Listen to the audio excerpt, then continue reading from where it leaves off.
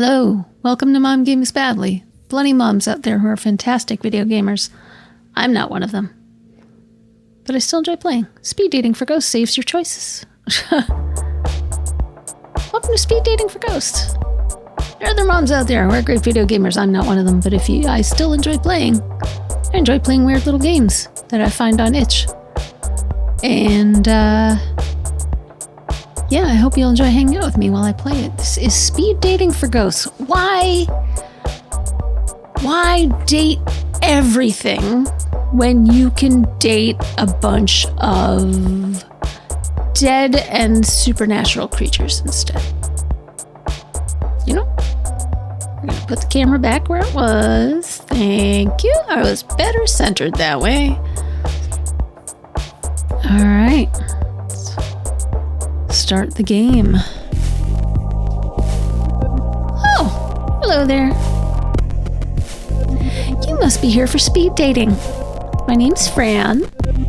I run this little operation. Do people still do speed dating? I don't know, it's been a while. I got found my last person on OkCupid, and that was 13 years ago, and I'm still with that same person, so worked for me. Nice to meet you, Fran. So what's the deal? Nice to meet you, Fran. You're a nice one.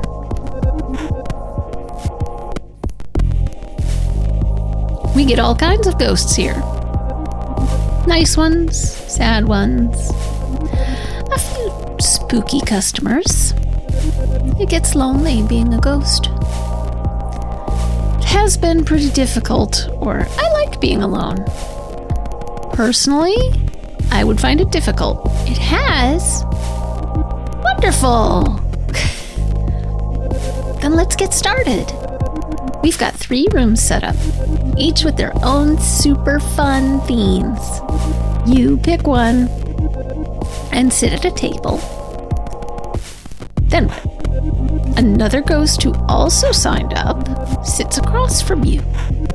You'll have a few minutes to get to know them.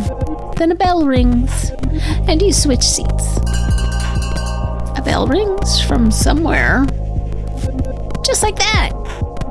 In all, you'll meet 3 ghosts over 2 rounds. And at the end, you get to choose your favorite. If they liked you too, you go on a date. How's all that sound? Can't wait. We'll see. Can you say all that again? We'll see. It'll be an experience at least. First things first, though.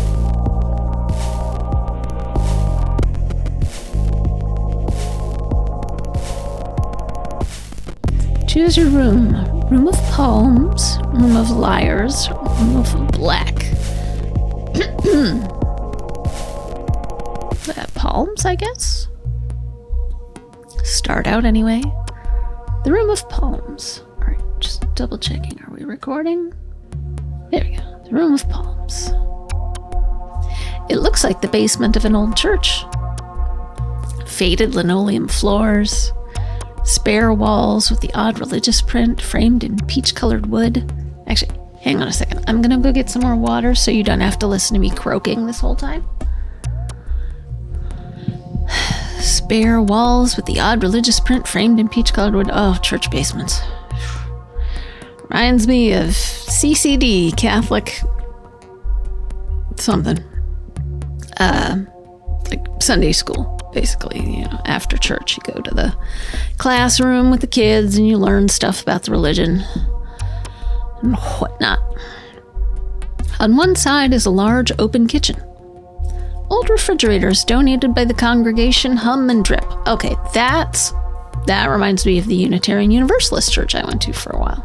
They had the actual, basement with the linoleum in the kitchen. This must be where the cabbage smell is coming from. Rows of long tables are set up for the next spaghetti supper. They work well enough for today's speed dating.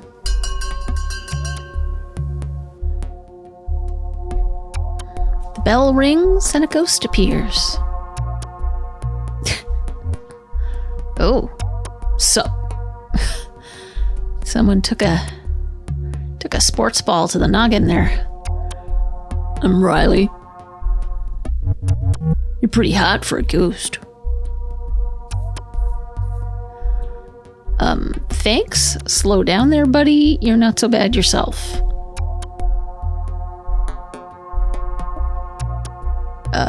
Thanks? No prob. Isn't it cool we stay the age we died? Makes dying young a little better. How'd you die? Why are you speed dating? You're not even gonna ask my name?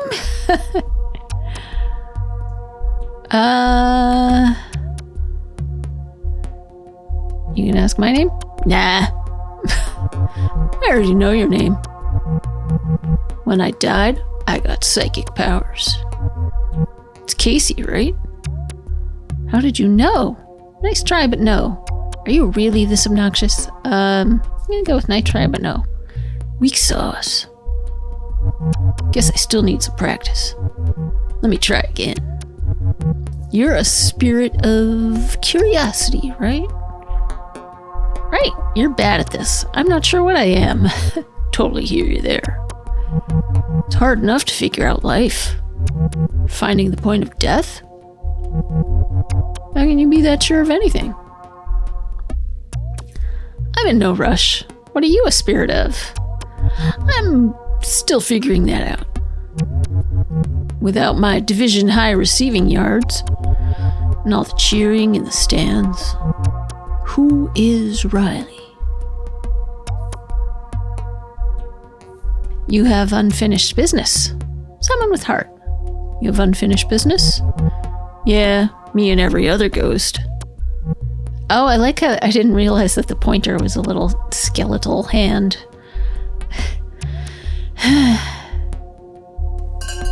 Alright. The bell rings. Oh snap! Halftime! Guess we call time out. Let's keep this going in the second half. Another ghost appears.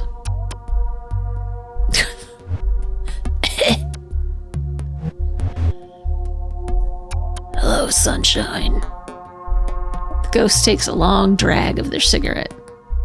The smoke rises up through their hollow frame, pumping out holes in their back. Nice to meet you. I'm no sunshine. They let you smoke in here?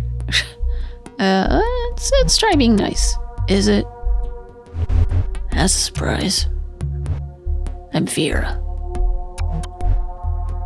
That or the lady in smoke. That's what the ghost hunters call me. Ghost hunters? You look familiar. Ghost hunters? Living weirdos. Trying to prove we exist. Hunter sounds dramatic. Gives them too much credit. For years now, I've haunted Vegas. The glitzier condominiums. On the strip. Obnoxious houses behind gates. I wake up. Now I'm sad I drank so much water. I wake up rich fools at night. Shrouded in gray smoke. Jangling pennies. Wailing, pay the price. Junk like that.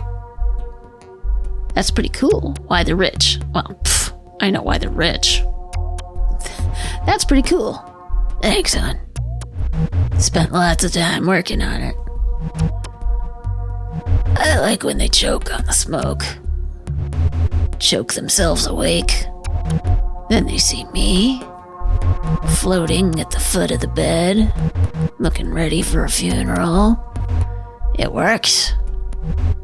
Except when the smoke alarm goes off.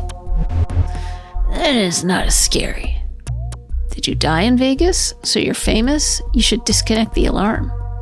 You should disconnect the alarm. Why didn't I think that? Why does a ghost like you need a place like this?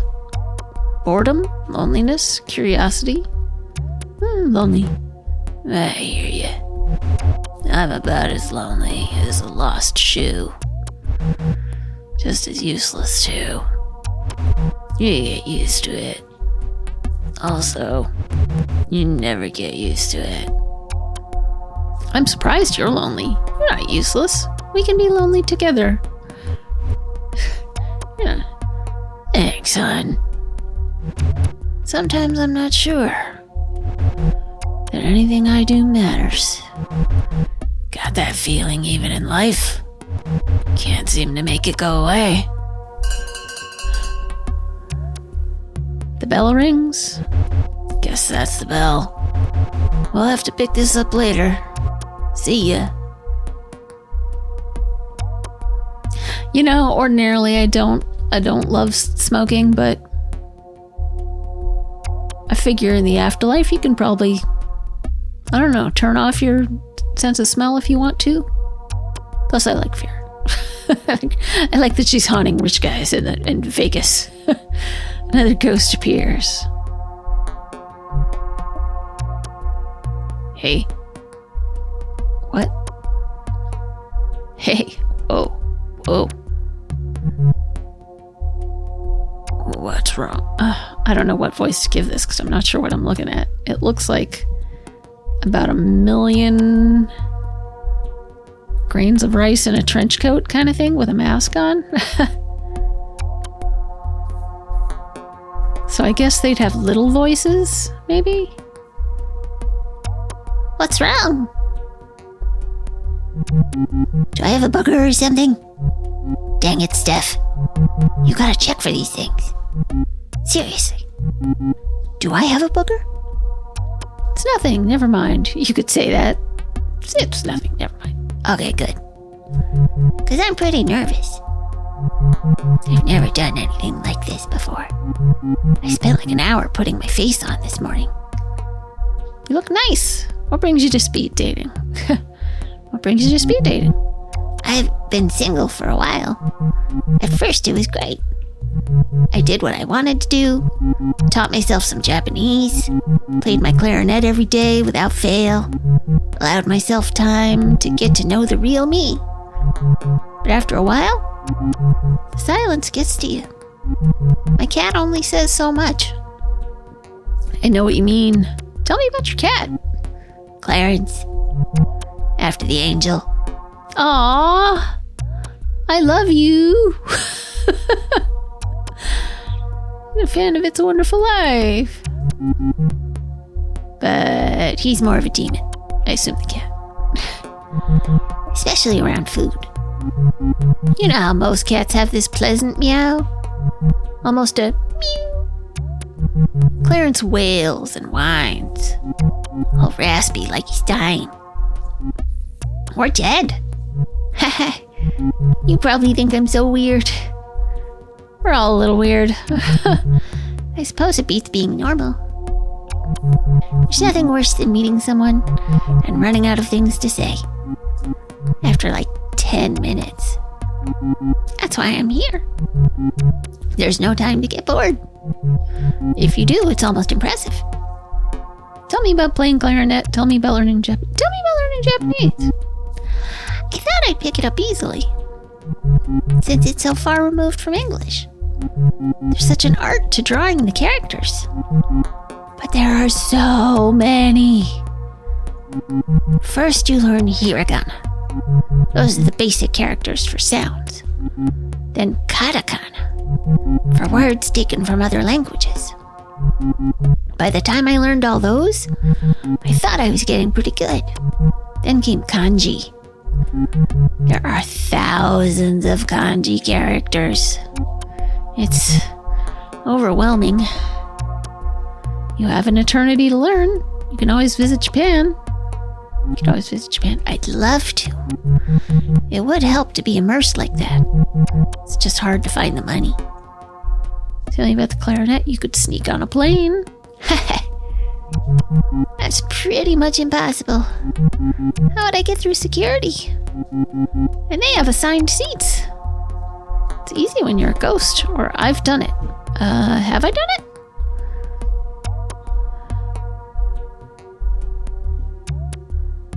I've done it? What? How? I'm a ghost, isn't it obvious? I'm a ghost? Huh?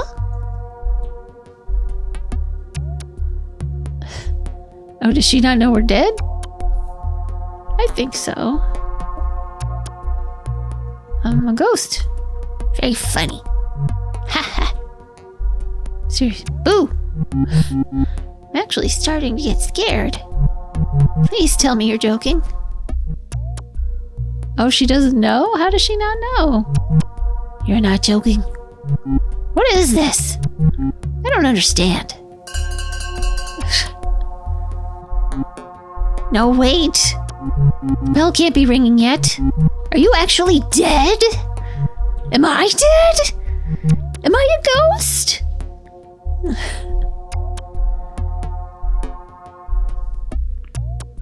The second round begins. Sup? I'm Riley again. So, like, what should we talk about now? I have no idea. Sports, obviously. Got any dating tips? Sports, obviously. Can we talk about the football in the head? So, like, this may surprise you, but people always ask about the football in my head.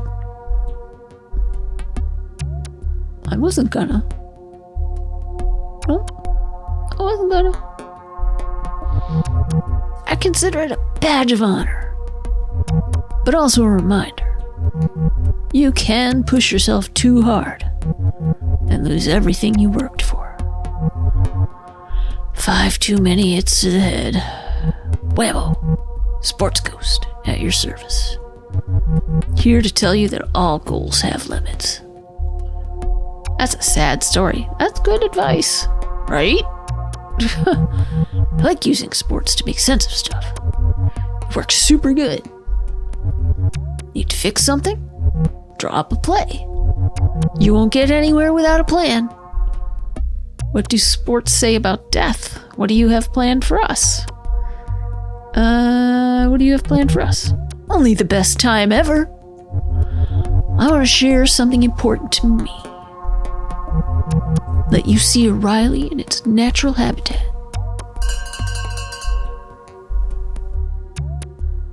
The bell rings.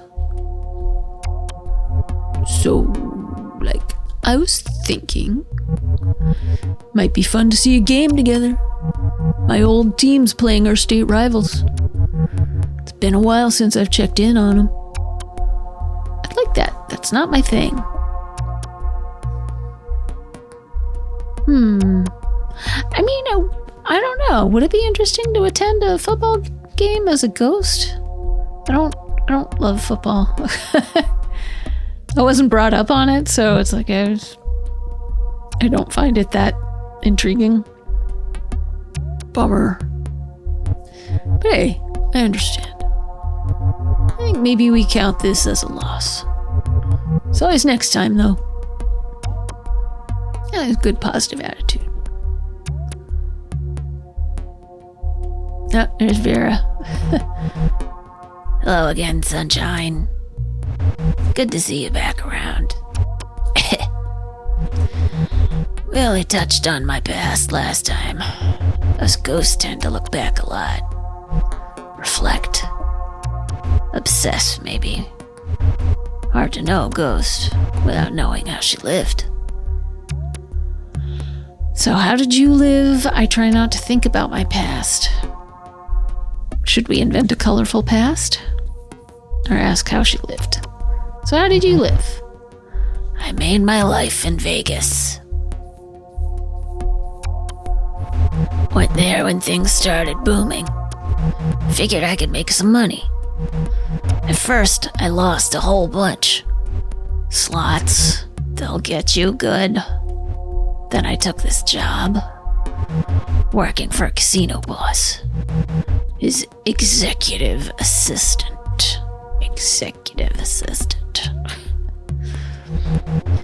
I told him when to wear a tie, and cleaned his dirty laundry, if you get my meaning. He must have made serious money. What sort of dirty laundry? I hate doing laundry. Must have made serious money? Honestly, no. The base pay was pretty sad. But when I did good, he gave me $1,000 tips and put me up. Never had to pay a dime in rent. What was the catch? Seems like a good deal. Seems like a good deal. If you like blood on your hands. This guy was a scumbag. A real piece of work. There was nothing he wouldn't do. Buy people out. Rob them. There were so many convenient accidents. Anything to get at the competition. I was the one who kept his secrets. I made them go away. Sounds dangerous. How did you live with yourself? Sounds dangerous. It wasn't. Until it was. One day in 1954, the casino rang me up. A voice. The boss's son. Said they were out of clean shirts. It was maybe 6 a.m. The sun wasn't up yet. I dropped my girl off at a sitter and rushed over to the casino. Why did you go? You had a daughter? Sure did. I was a single mom in the 50s. In case you're doubting why I stayed at the job. The casino front doors were locked. The doors were never locked. Security let me in and led me to the blackjack tables where my boss was waiting. Dead on the floor. Blood soaking into the burgundy carpet. I don't know why I'm giving her like that. Bronx, Brooklyn, whatever, New Yorker. How did he die? Where was his son? How awful. Where was his son? Standing next to his pops. He smiled when he saw me. You'll make this go away, he said. I nodded. Two guys, bigger than horses, stepped up behind me. They loaded my dead boss into the trunk of a black car. One of them drove. The other made sure to sit with me in the back seat. Did you know these men? Did you like the son? Did you know these men? No. All their toughs look the same. They swear they worked a year and then got put down. Like my boss had been put down. I kept thinking about where this put me. When we got to the desert, would they bury me too? But they didn't. I watched as my boss, friend to the mayor, a builder, a legend, got what he deserved. A hole in the sand. Your girl was at the sitter. Did you confront the son? Your girl was at the sitter, and she stayed there. I wasn't about to pick her up. At least not until things cooled down. And the son? By the time we got back to the strip, the casino was open. Busy as ever. And the sun was out, making funeral arrangements. A heart attack. That's what they called it. Sudden, unexpected, tragic. Horse crap. I went home alone. Locked all the doors and windows. Turned off all the lights. And waited. Nothing happened. Until I nodded off. I woke to an intense heat. Took a deep breath. Sucking in hot black smoke. My lungs felt like they were burning. I couldn't see. They burned my home down. After making sure I was inside. So sorry, Vera. What about your kid? I made sure she was taken care of. Had a bunch of money stashed away. My brother in Tulsa took her in. For a long time, I couldn't bear to see her. And by the time I was ready, I couldn't find her. I can't even tell you if she's still alive. Oh, well, that's sad. The bell rang. Sorry this got so grim. After this is all over, maybe we can grab a drink. And try not to let the past haunt us. Even for just an hour.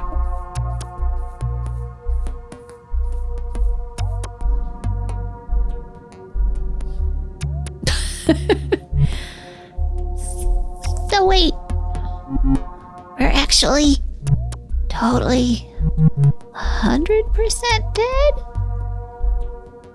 Yes, sort of. Sort of. What the heck does that mean?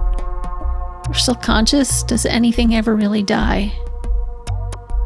We're still conscious. This is so weird. I still feel alive. Just like dissociated. Like the world is going on without me.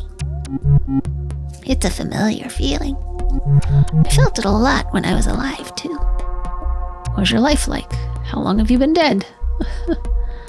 Well, she didn't even know she was dead until a few minutes ago. What was your life like? It was difficult. Except not really. Mostly life was pretty good. Good parents? Good job? Parents? Good parents, for sure. There was really only one thing wrong with me. They were cooler than me. When I was born, they were in their early 20s. They were into all this weird music, artsy movies about ballet school witches. Oh, Suspiria. And fantastic planets that were just creepy. Fantastic Planet. My dad even smoked alternative cigarettes. Meanwhile, I was that dork with the puzzles, learning languages for fun. My parents were excited when I joined band. They thought it would help me make friends. Mostly, I just liked to practice alone in my room. I wish my parents had been cool. Didn't you get lonely? I don't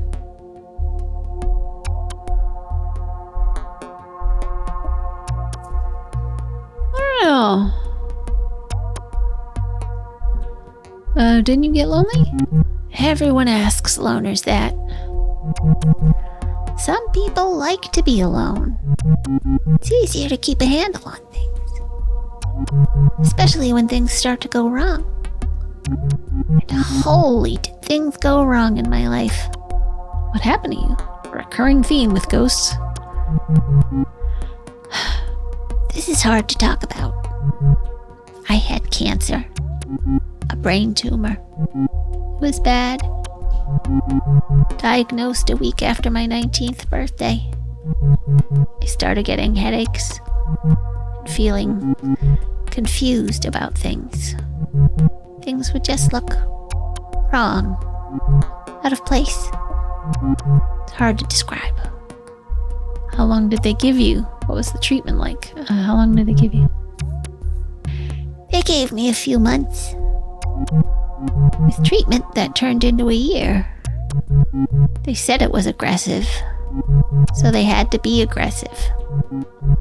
Eventually the symptoms subsided. It seemed like they zapped it. Told me I was progression-free, whatever that means.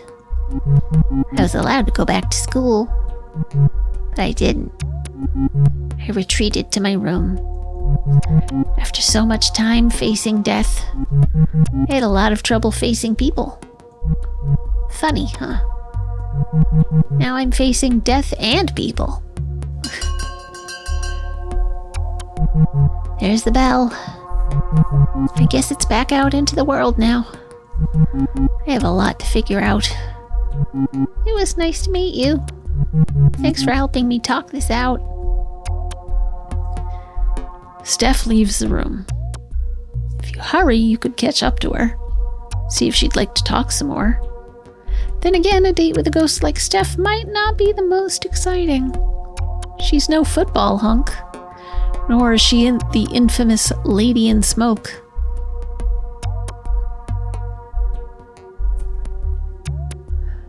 Choose your date. Well, choice is obvious. We gotta go with Vera. You meet Vera outside. She's smoking in the dark.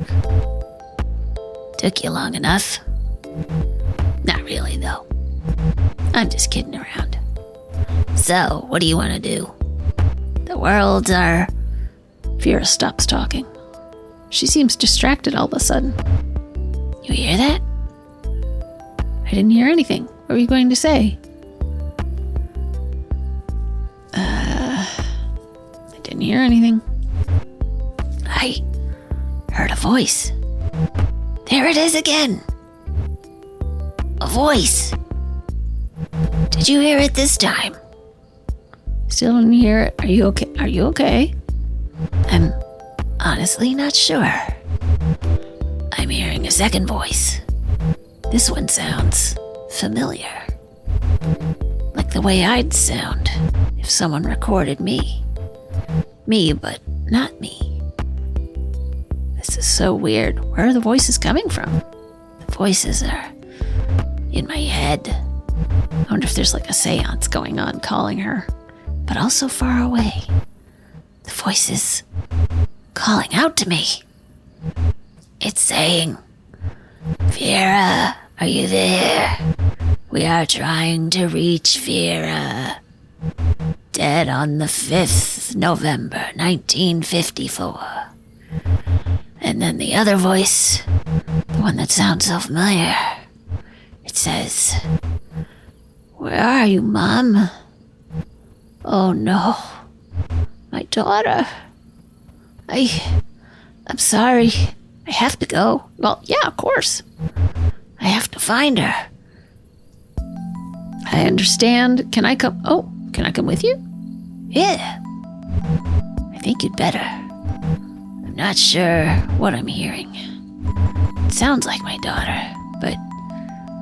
Well, you know what I've done. It might be nice to have some backup. You follow Vera to the source of the voices in her head. A small bungalow on a quiet street on the other side of town. There's a square hedge around the front yard. And a neon sign in the window. Psychic readings. Know the future. Know yourself. Let's go inside. Inside, the house is dark, except for a dim room towards the back lit by trembling candles. Two people are seated at a table facing each other. One is a young woman dressed in black with multiple piercings. She appears to be the psychic and playing the part with witchy flair. A second woman sits across from her. This woman is in her 70s, wearing wireframe glasses and a long black dress. She looks like a retired librarian. That's my daughter. Is this a seance? Sure looks that way. What happens now?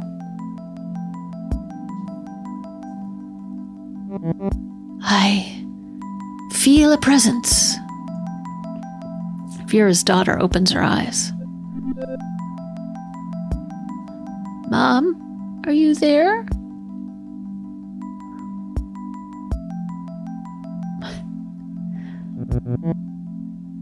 Your mother is here.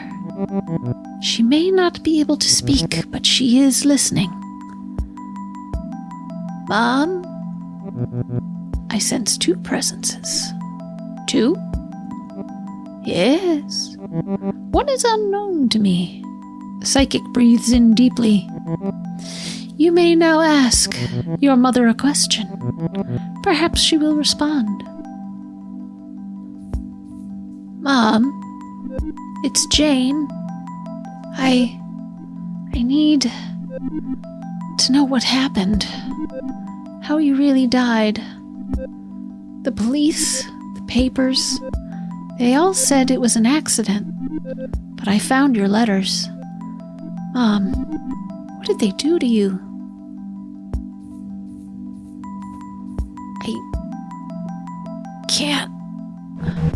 I can't tell her. What happened?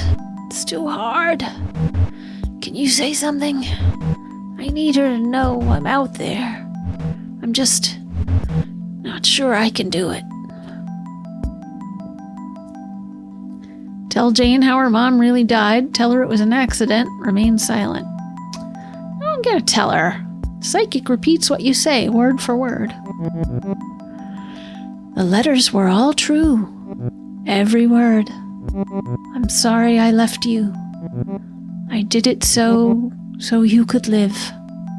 Jane begins to cry. You didn't leave me. They took you from me. I was only a little girl. I'm so sorry, Mom. I miss you so much. I miss you too.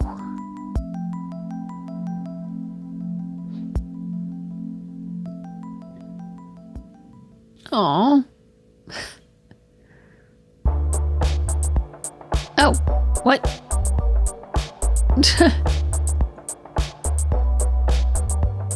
Oh, okay. Menu beach? So these are all the ghosts that you end up dating? Beach. Oh. Okay. Do we try again? Hello again! It's nice to see you. I'll just put your name down, and you can go right in. Now let's try a different room, I guess. Room of Liars. Room of Liars looks a bit like a conference hall. Kind you might see in an airport hotel.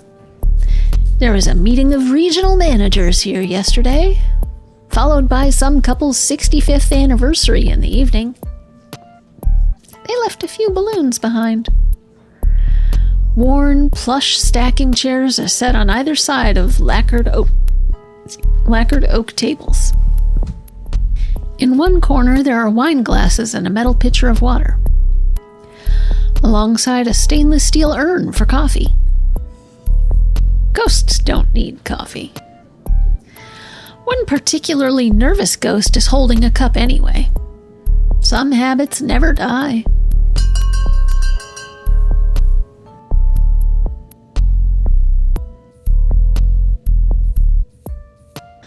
The bell rings and a ghost appears. Ah! A ghost! Oh God. Sorry. Of course you're a ghost. We all are. I'm still not used to this whole being dead thing. I'm not used to it either. I'm not that scary. I'm not used to it either. Nothing prepares you for this life. Except this isn't life. Post-life? I feel so lost. When I used to have anxiety attacks, I'd focus on my breathing. Listen to my heart beating. Now I can't breathe. I don't even have blood. What does that mean? I wish I knew. I think it's pretty neat.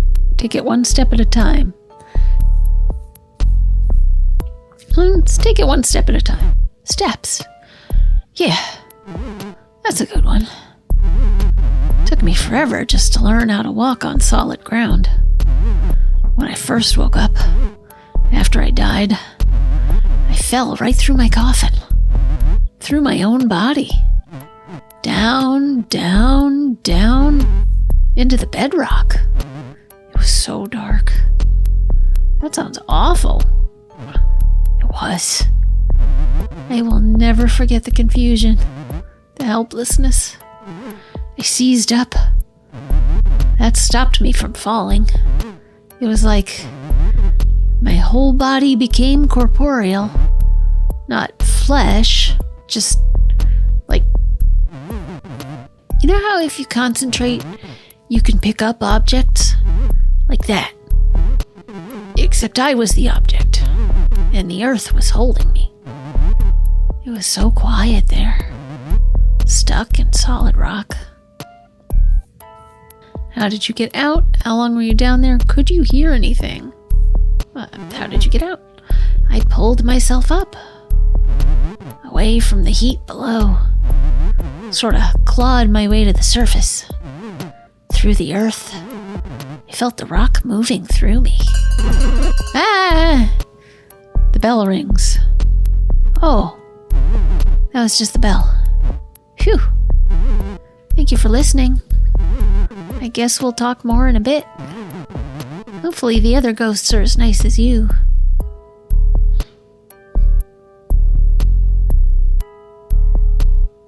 Another ghost appears.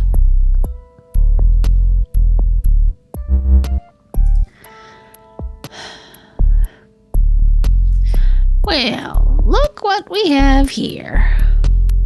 Ghost's voice creaks like ancient wood.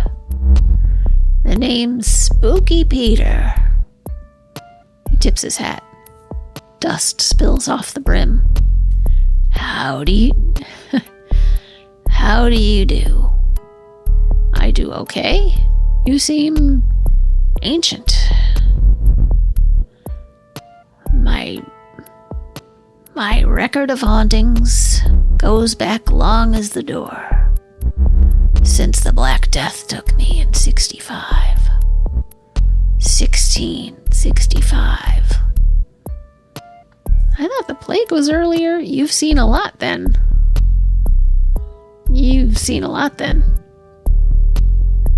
History happened. Wars, revolutions. Mostly I read about these things. Mostly I keep to my own. Spooking and scaring. Gotten pretty good at it.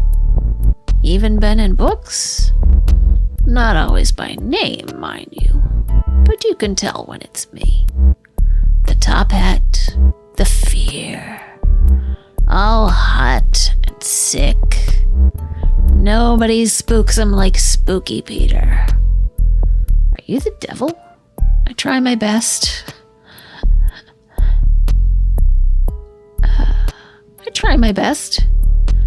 Do you? Guess I see it. The potential, I mean. I can help with that.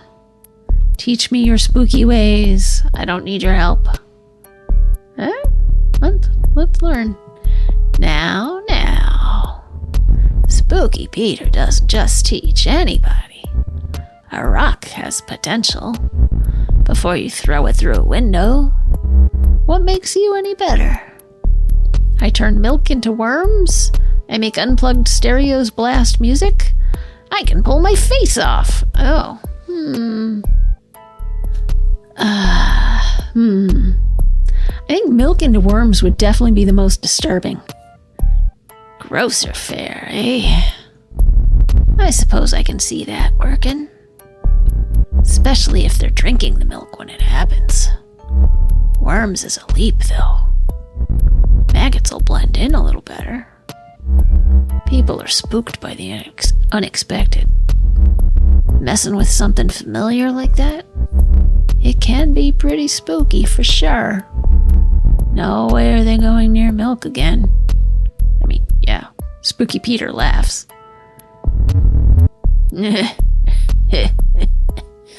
Or coughs. It's hard to tell. So how's that for a lesson? Basic? Useful? What else you got? Slow down there, bedsheet. Learning to spook 'em takes time. If a legendary spookin' is what you're after, then Spooky Peter's gonna take you under his wing, so to speak. You'll need a solid foundation. It's all about knowing your audience. A good spookin' is in the details. The bell rings. The bell. It means we move on. Guess I'll be seeing you when I come back around. A thick layer of dust now covers the table.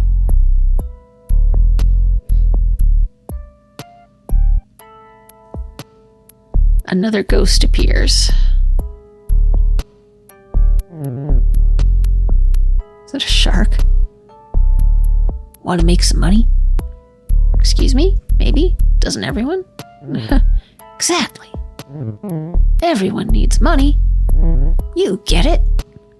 How do you propose we make money? But this is a singles mixer. How do you propose we make money? That's the good part. We take it. Steal it. Then what? We use it. Use it to buy favors. Favors with the breathers. Influence. Information. The living always want the money. The living buy plenty. The name's Leon, by the way. I rob banks. Don't judge. You rob banks? Nice to meet you, Leon. I'm not interested. Let's keep our options open. Nice to meet you, Leon. Don't be making this personal. We rob a bank together? That's it. No more contact. At least not for a couple of months. How do we do this? What if I want to rob more? But I don't rob banks. Yeah, I hear ya. Who robs banks? I sure don't. Wink, wink. I'm serious. Stop that. Stop what? Robbing banks? I already said I don't rob banks. Wink, wink.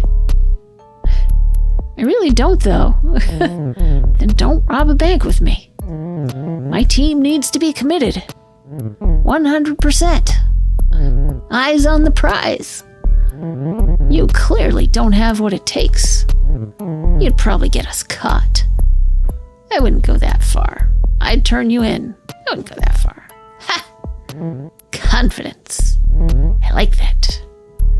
In all seriousness, are you really not interested? I mean, what's more exciting than robbing a bank? As a ghost. Who else can offer that kind of fun? Nobody but Leon.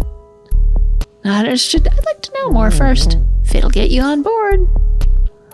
I'm an open book. The bell rings.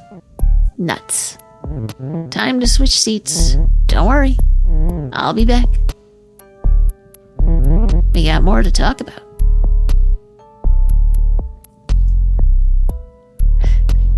Alright, I need to use the facilities. BRB. Okay, back we go. The second round begins.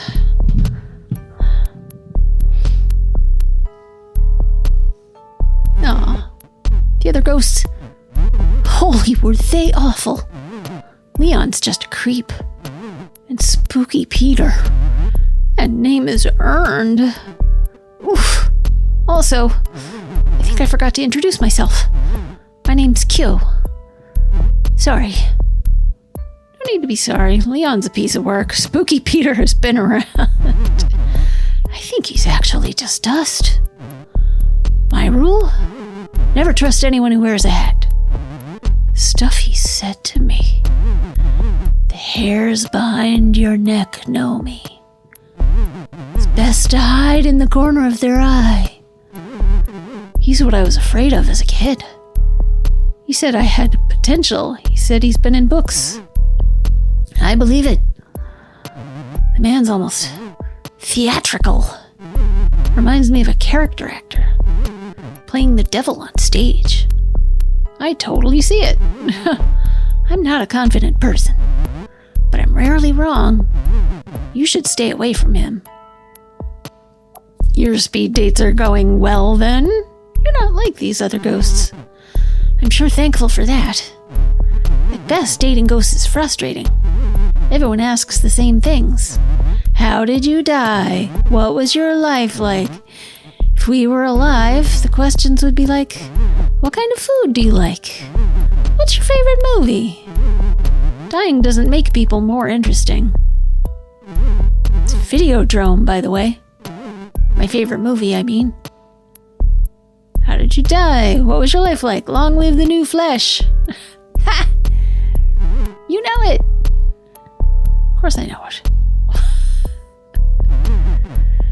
Sometimes I feel like a VCR. Obsolete. Out of date. No new stories to tell. We can find some new stories. I still have my VCR. Sadly, I do not still have a VCR. But we can find some new stories. Maybe. Or we can just rewatch old ones. You miss things the first time. So, do you want to hear how I died? If you want to talk about it, maybe later. Maybe later. Sorry. I tend to dwell on the bad stuff.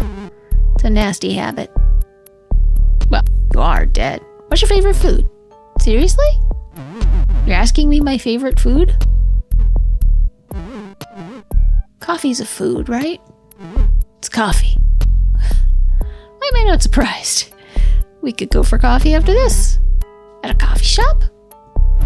No thanks. We can't drink coffee anymore.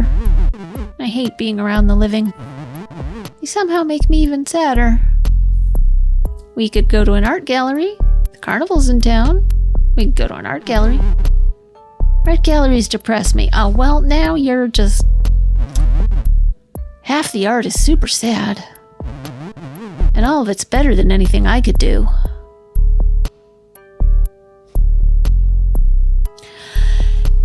Come on now.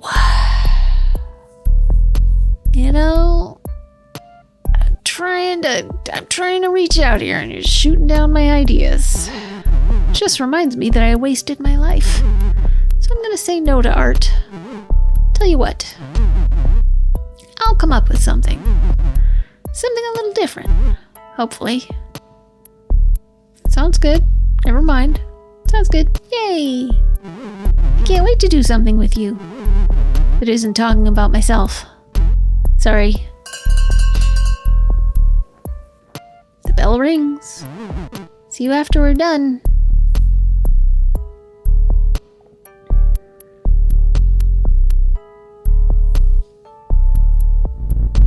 My spooky protege returns. What knowledge do you seek, protege? Protege? I want to know it all.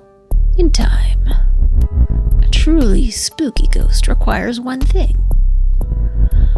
One thing above all else. Patience. What spooks Spooky Peter? Have you killed anyone? How do you scare people? What spooks Spooky Peter? Not much. Though I will say, I ain't so fond of beasts. What kind of beasts? The domesticates. Hounds. Felines. You're scared of cats? You're scared of dogs?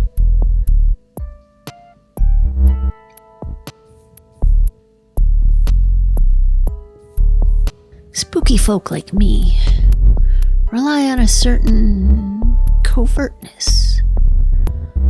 I can't just be all clanging about, announcing myself. That's not so spooky. Cats, they can sense Spooky Peter. They know I'm there. If I hide in the closet, they'll scritch and scratch at the door, start yowling. Even run around in the dark.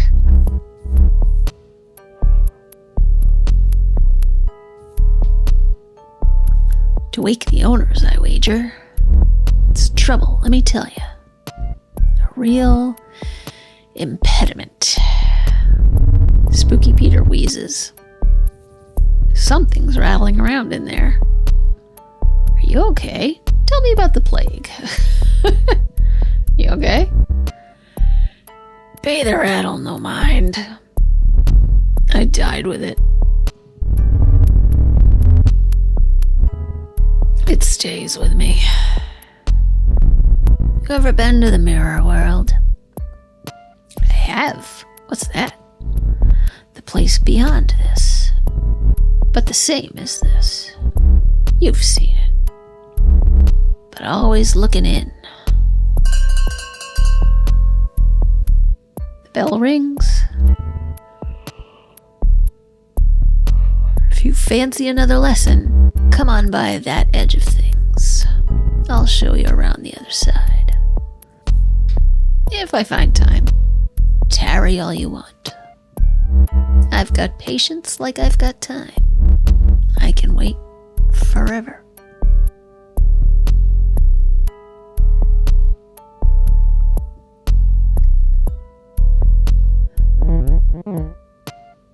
Hello again, stranger. Still thinking I'm trouble? I don't know you well enough yet. You are a thief. And you haven't turned me in. The way I figure, that means you just might help me yet. Here's what I'm thinking. You'll come in with me, while I get a third ghost to watch the door. We can plan later. Do you know which bank yet? Absolutely. A secluded branch up on 4th. Board tellers, lots of older customers. It's a great place to hit. How'd you find it? A friend put me on it. He's trustworthy, don't worry. Leon pulls out some graphing paper. I drew the layout in pencil. I probably didn't need so much detail, since we're going in the front door. I just figured it's best to be prepared. Wait, does this mean you're interested? No promises yet. Tell me more about you first. All right, fine. I'll give you my life story. Abridged version. It'd probably help maintain our cover anyway. Fran walks by. It seems like she's eavesdropping. The trouble with me is, it's hard not to talk about stealing. I stole candy when I was 9. Switched to stealing beer at 14. Stole my first car a year later. I hit up convenience stores, drive-ins, even held up a laundromat once. I threw my back out carrying all those quarters. Did you ever get caught? Why did you steal? Why did you steal? More like, why do I steal? It made more sense than other work. Getting robbed by the man. Legally, you know. Now I steal because I can turn invisible. Used to dream of a power like that. It would have kept me out of a lot of jail. I robbed 5 banks in all when I was alive. I spent the rest of my life behind bars. So you have unfinished business. How did you die? Prison's a hard place, especially when no one trusts you. If there's anything I learned from my dishonest life, it's honesty. You didn't get eaten by a shark? That's what I would have guessed. The bell rings. That's our time. You've heard my pitch. Gotten to know me. A little more than I like. So, what do you say? Help him out, turn him down, turn him in. Turn him down. Fair enough. You know the plan. You know me. If you change your mind, I'll be at this branch at this time. Leon slides you a slip of paper. It's been a slice.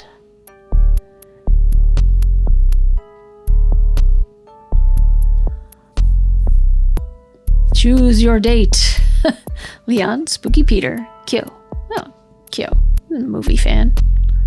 Fellow movie fan. You meet Kyo the next day, waiting on the street as you approach, looking nervous. I'm nervous. Are you nervous? Definitely. Don't worry so much. No, you never tell anybody not to worry. What? I said I'm nervous too. Take off your headphones. Hold on a second. Let me take off these headphones. That's better. So, what were you saying? I'm nervous too. I'm just excited. Are those headphones plugged in? I'm just excited. Thank you for hanging out with me. I'm worried the place we're going is boring. It's pretty much, well, the middle of nowhere. Not literally. I know, 'cause we're ghosts. The middle of nowhere could mean something weird. Just come with me. Kyo takes you to the woods.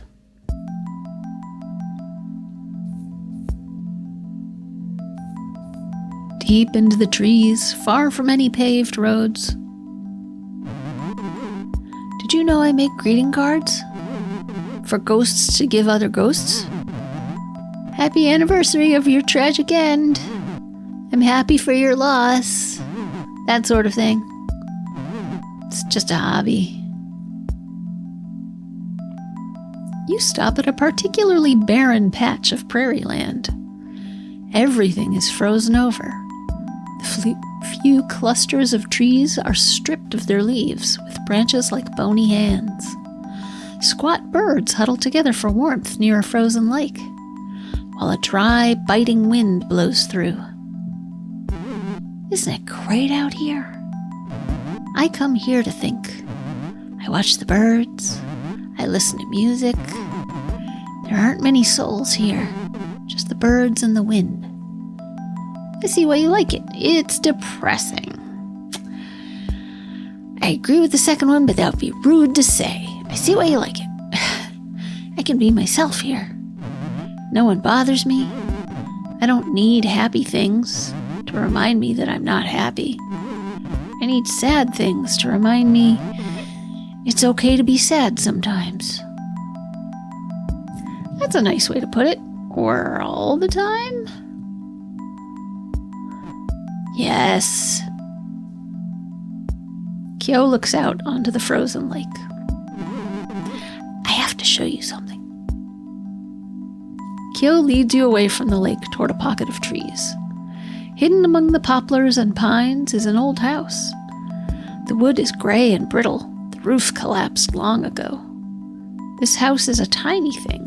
When it was standing, it had just a single room. Inside, the floors are rotted through and covered in layers of bird droppings. In one corner, a wood-burning stove is rusted through. There's not much else. An entire family lived here. Kids were born here. People died here. And then it was abandoned, left to fall apart, lost among the trees. Now it's my home. Love what you've done with it. It's not yours, though. Love what you've done with it. I would never change a thing. It's perfect. Kyo leads you back out into the cold, back to the edge of the frozen lake. This is as far as I will ever go now. And you know what? That's fine. Everything's fine.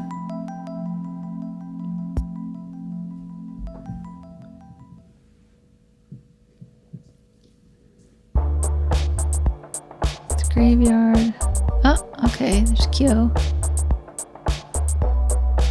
Alright, I'm not gonna, get to all 12 graves, but I would like to meet all the ghosts, so I'm gonna play through to 4. Hello again! It's nice to see you. I'll just put your name down and you can go right in. Room of Black. Room of Black isn't really a room at all. It's more of a garden courtyard. The sun beats down as you squint to see what's growing. Rows upon rows of yellow and brown plants, drying and rotting in the sun. What fruit these plants produce shriveled on the vine. But there's a peace to this place. The crickets are chirping. And well beyond the garden, a train passes. You sit at a table opposite an empty chair.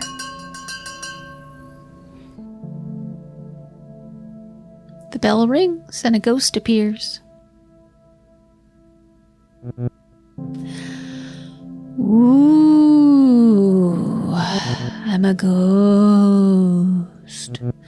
Ooh. Apparently. Ooh. Lol. Wait. Lol. I used to say LOL, but my kids said lol as if it was a word, and now I've picked up the habit. Isn't it great being dead? It is pretty neat. I'd rather be alive. You'd rather be alive? Actually? That's so sad. Being dead is the best way to live. I'm Drea. I'm like dead, obviously. Nice to meet you, Drea. I'm also like dead. Go figure. Let's be dead together. What do you do for fun? How did you die? What do you do for fun? I haunt places. Like, actually scare people. Nothing too mean. Just, like, flicker lights off and on. Move stuff around so it floats. Push people downstairs. You know, ghost stuff. Fun. Wait, you push people downstairs? Lol. I don't, actually. I was just pulling your leg. Or whatever it is you've got. Drea looks around. Man, look at this place. Only ghosts would think a rotting garden is a good place to pick up. And yet you're here. What's with Antler Ghost? Antler Ghost. Okay. And yet you're here. Well, yeah, I'm here. Ever tried dating ghosts in the wild? They all just contort and wail. Not in the good way. What are you into? My ex was a nightmare. Oh,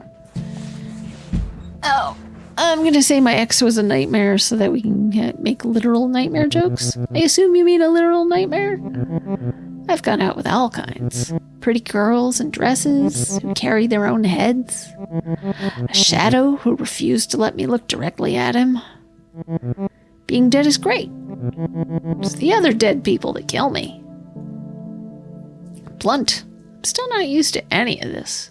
When I was alive, I loved jokes about dying. Life sucked. Jerks everywhere. Never enough money. The jerks got the money. I'd be all, the best way to die is now, before death does me in. It should at least buy me dinner. Jokes, you know? But now that I am dead, it just feels right. Like maybe it was meant to be. Which I guess makes sense, since we all die in junk. Yeah, I was gonna say, you know, why rush it? It's coming anyway. The bell rings. Another antler ghost rang that bell thing. That means we change places. See you in a bit.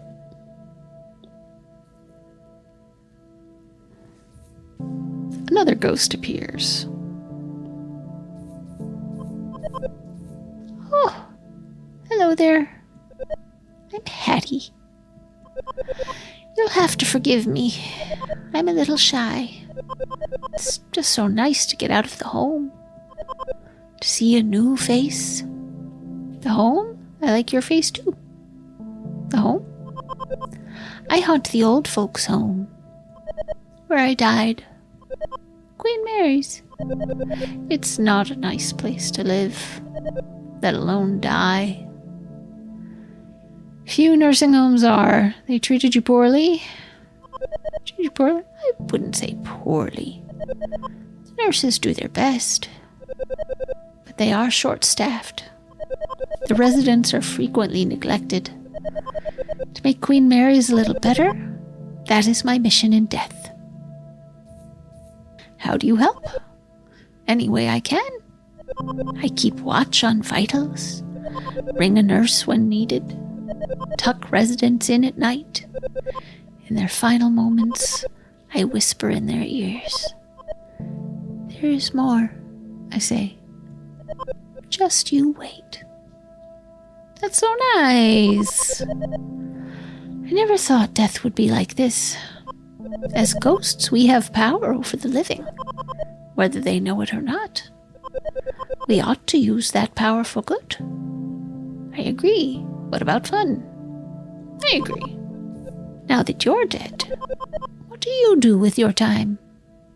I help people too. I play tricks on people. I'm still figuring that out. It's strange being dead. There's a Bible verse I think about sometimes. It is better for you to enter the kingdom of God with one eye than to have 2 eyes and be thrown into hell, where the worms that eat them do not die, and the fire is not quenched. I still have both my eyes, but what I see isn't like hell. Hell is other people, that's over my head.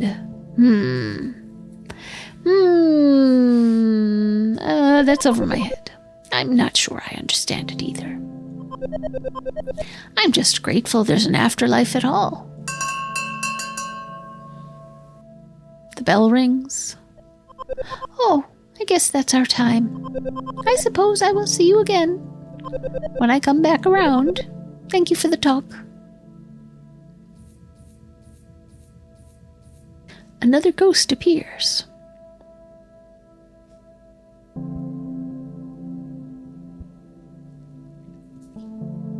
The ghost says nothing, only stares.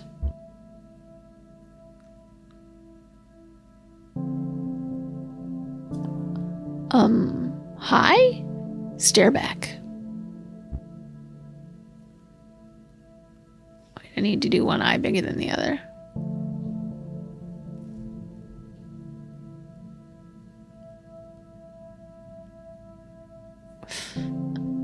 The ghost's eyes narrow. Narrow your eyes.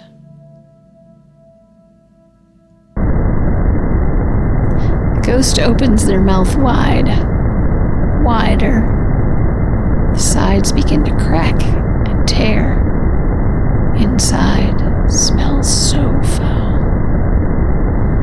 musty and sour, like rotting peaches. The ghost lets out a guttural cry, low and lonely. The other ghosts in the room are all looking at you. Please, no more. Are you okay? Stand your ground.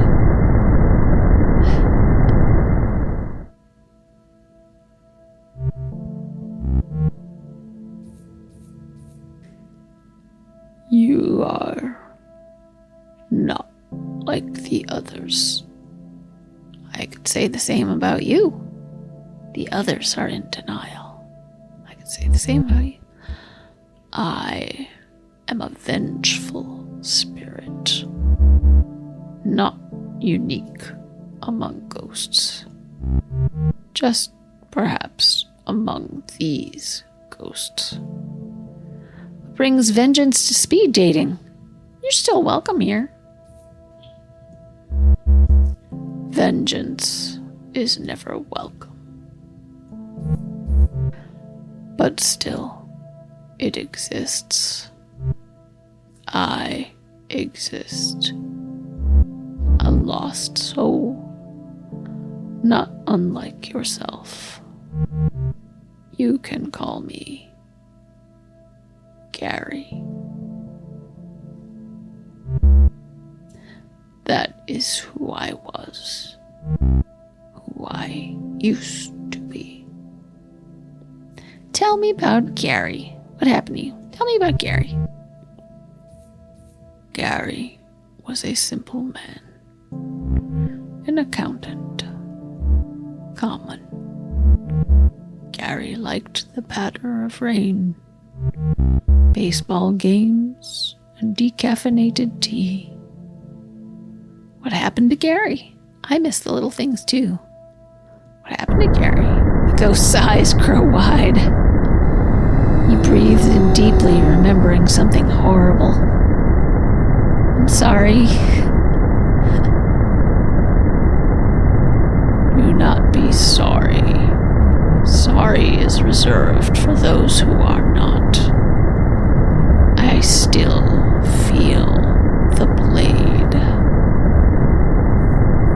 The life draining out, emptied. An empty space where once there was something. Now cobwebs. A draft. Who killed you? I'm so sorry, Gary. Who killed you?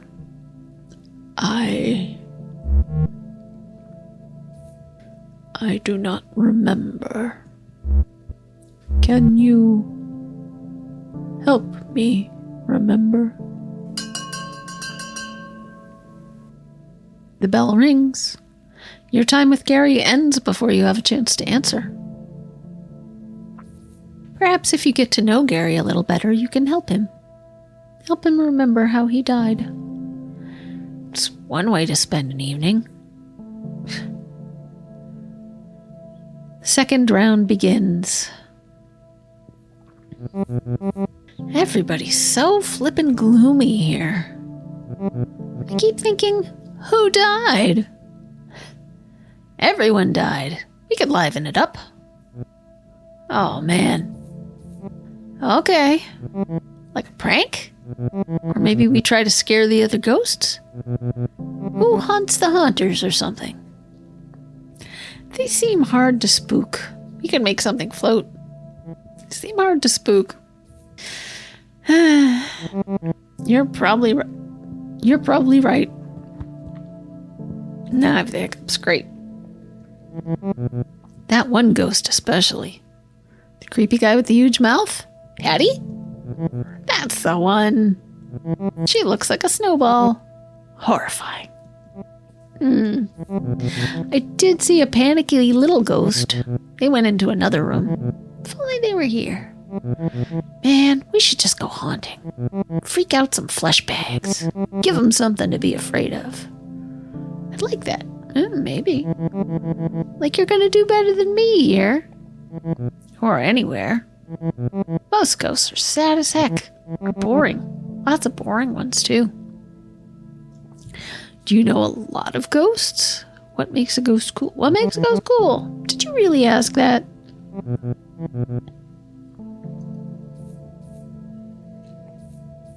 If you're cool, you're cool. You just are who you are. You're not trying to wear someone else's bedsheet, you know? I've only met a few ghosts like that so far. Mostly ones I meet at punk shows. It's great because you never need a ticket. So why are you here? I want to meet ghosts who aren't like me. I'm sick of doing the same things. But then I actually remember. I like doing those things. I really just want to share them with someone new. I know I probably sound pathetic. The bell rings. Already? This was okay. Come find me after. We'll do something. What exactly do you have in mind? I'm up for anything. Good.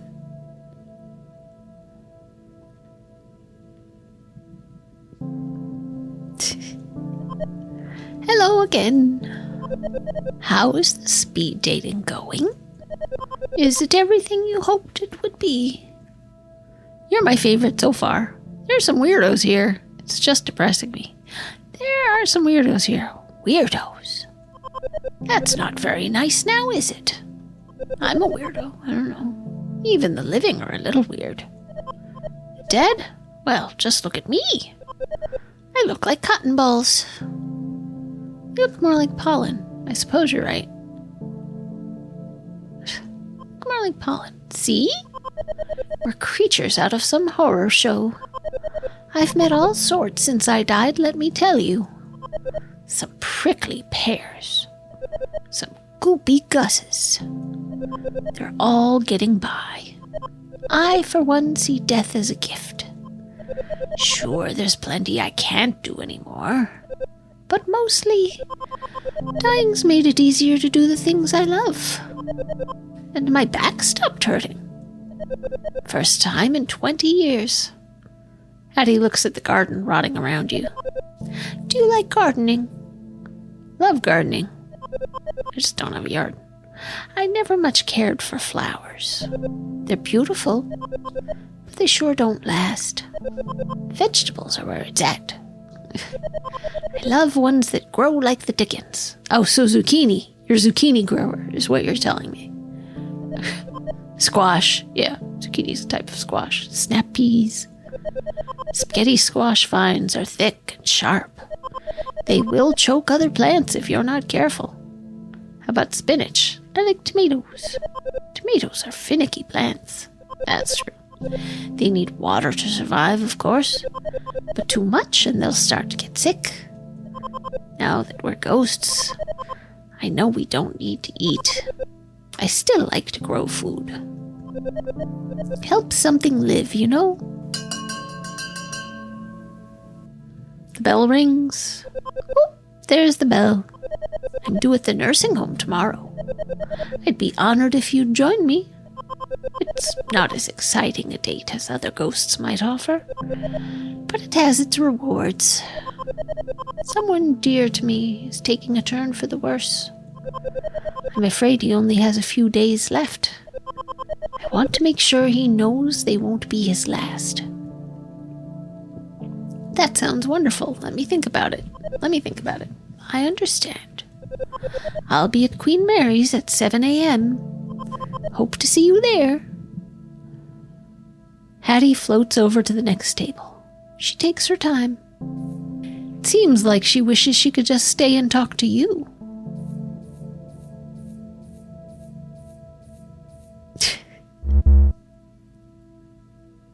How did you die? Hello again to you too. Let's focus on you for now. None of your business. Let's focus on you for now. That is fair. I only recall slivers of my last moments alive. Emotions. Work. A shadow along the wall. I know these memories are important. I do not know how they fit together. Tell me about work. Tell me about the shadow. Tell me about the emotions. Tell me about the shadow. The shadow was long, dark, but familiar. It crept along the wall. It crept through the office as we worked at night. It came for me. It has a home. Oh, why can't I remember its name? Gary's eyes looked so threatening when you first met him. Now they look sort of sad. Maybe we should go to your old office. You're a good ghost, Gary. Maybe we should go to your old office. I haven't been back. As much as there's something drawing me to the place, there's more pushing me away. I'll be by your side. You can do it. I'll be by your side. Sentimental. And yet, knowing I will not do this alone, it helps. I still feel the blade, the life draining out. Join me after the final bell. Together, we will discover why.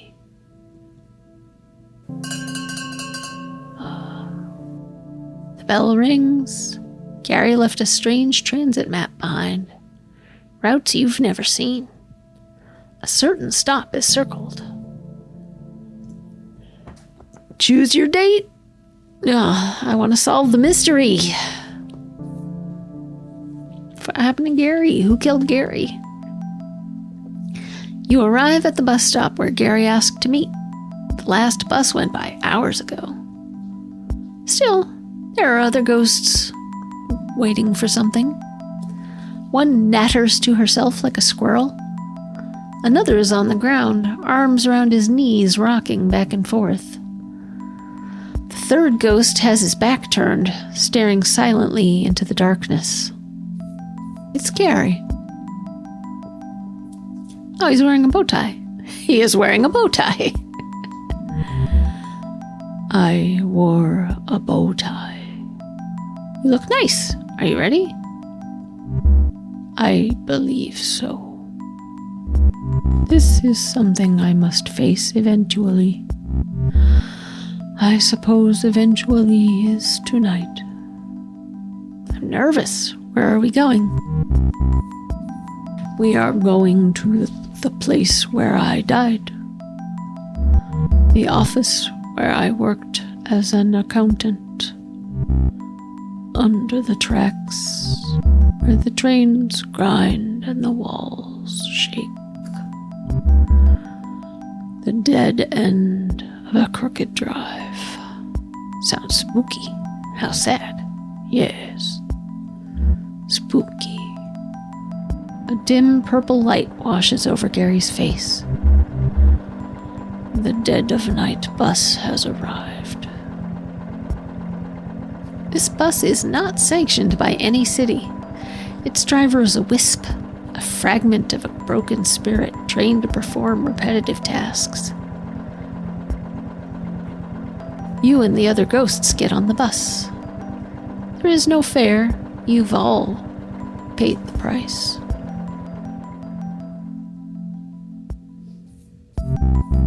The office is just as I remember it. I sat in that corner.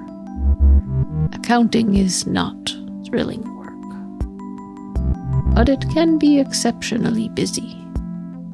The papers on Gary's old desk are carefully stacked. It seemed like he liked to keep things orderly. My partner's desk, always a mess. Papers and rotting food cover every inch of this other desk. Service. Beg your pardon? What about your service?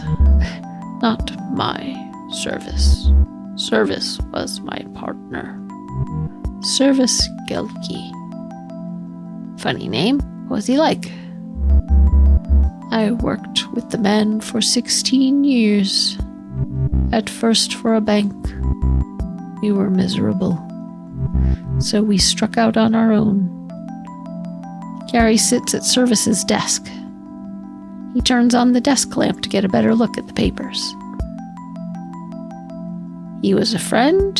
You'd make a good partner. I tried my best.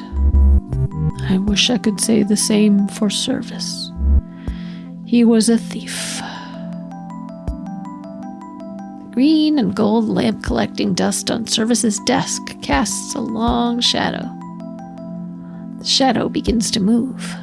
It creeps along the wall until it hangs squarely over Gary. He was telling clients they owed money. Money they did not owe. He would pocket it for himself. Small amounts, so I would not notice. But even small numbers do not add up. Gary struggles to stand. He seems troubled by something. When I confronted him, there was a fight.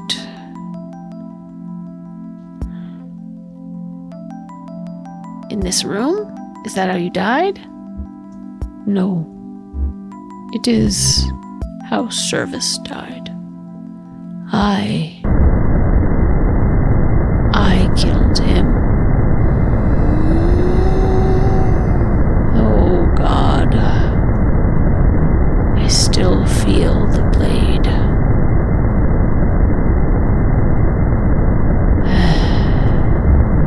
The knife in my hand.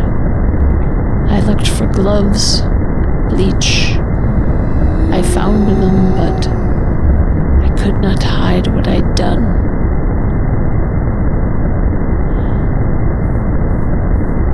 Instead, I called the police. Sitting quietly in the dark, I waited for them to arrive.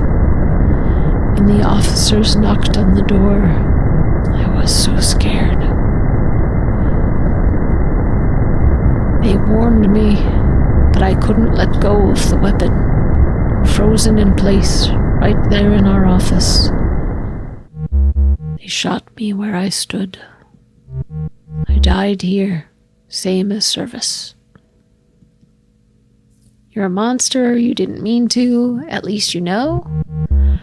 I am haunted by an act of vengeance, not the need for it. I am sorry for bringing you here. I am sorry I am not good. You're a good ghost, Gary. Don't be sorry. You're a good ghost. I am not. But now that I know what I have done, I will carry it with me. Atone. Perhaps then I will be good. A good ghost. Gary is gone. The office is darker now. On the wall you see a portrait. 2 smiling men. Service and Gary. The day they opened their firm. The office begins to shake as the first train of the day rolls by overhead. But the picture stays fixed to the wall.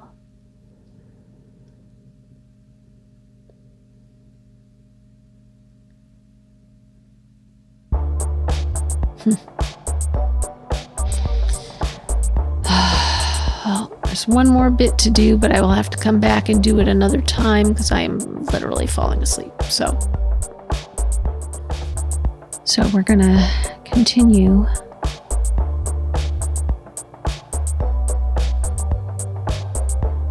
Okay. Back.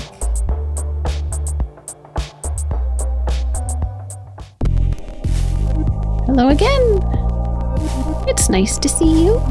I'll just put your name down, and you can go right in. Okay, we've been to all of these. Are we gonna meet new people? Let's try the Room of Liars again. Or new ghosts. You return to the Room of Liars. Speed dating rounds have wrapped up, but some ghosts are still hanging around. Ah. Okay. Choose your date. Oh.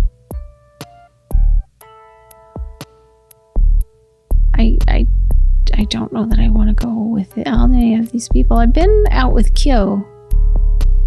I could hang with Spooky Peter. See what he's like. As a date. Or hang out. Arrive for your date with Spooky Peter. A hall of mirrors at a roadside carnival. A clown's face, all smiles and menace, watches over the entrance. Welcome to my home. I forget what voice I did. I think it was just real low. Inside are twisted corridors lined with mirrors. With only a slight reflection, it's especially disorienting to navigate these halls. Spooky Peter leads you to a specific mirror, taller than the others. The mirror's face is concave, as if to pull in everything around it. We are going into this mirror. Follow him, hesitate. Sure, why not? Together, you step inside the mirror. Welcome to the mirror world, or as it's known here.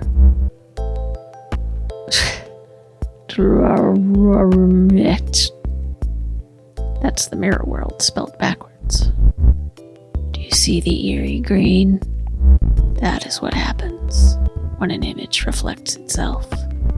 It takes on an eerie green. The more times a reflection is reflected, the greener it becomes. Just like this. That is pretty green. There's actually a science behind that. Humph. Science has no bearing here. In the mirror world, the physical laws are upended. Am I really here? Or am I over here? Or am I over here?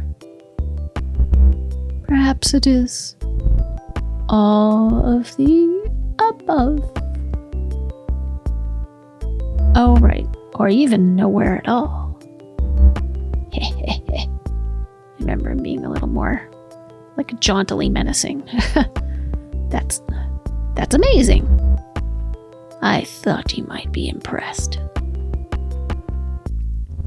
I have practiced these skills for ages, centuries. It is not easy being green. Now come with me. The spooking hour approaches. That's 3 a.m., in case you're wondering. Where are we going? Why 3 a.m.? Only witches and sins are awake at 3. We seek neither. In a way, we are both. Together you and Spooky Peter fly through the void, passing countless mirrors in reverse, each peering into a life still being lived. Each mirror in the living world is actually a door. Staring into one long enough in the dark, or saying a spirit's name 3 times, that's like knocking. After a short trip through oblivion, you arrive at a particularly decorative mirror. A splendid haunt. Spooky Peter leads you through the mirror glass into a long hall lined with bricks on one side. There are still boxes in the hall. The mirror you stepped through is propped up against the wall. At the far end is a massive kitchen with original marble tile that does well to hide its age. Paul is sleeping. Let's get to spooking. Spooky Peter leads you through the closed bedroom door, where a man in his 20s is sound asleep on a mattress. He is snoring loudly. Spooky Peter floats to one shadowy corner by the open window, then motions for you to do the same. The curtain flaps over Peter's shadowy visage. He stands silently, hat bent slightly forward. He's just standing there. Should we flicker the lights? Should we shake the bed? Should we shake the bed? Patience, protege. The aim is to be a presence, not a threat. Spooky Peter stands motionless for several minutes. Wait, no, 40 minutes.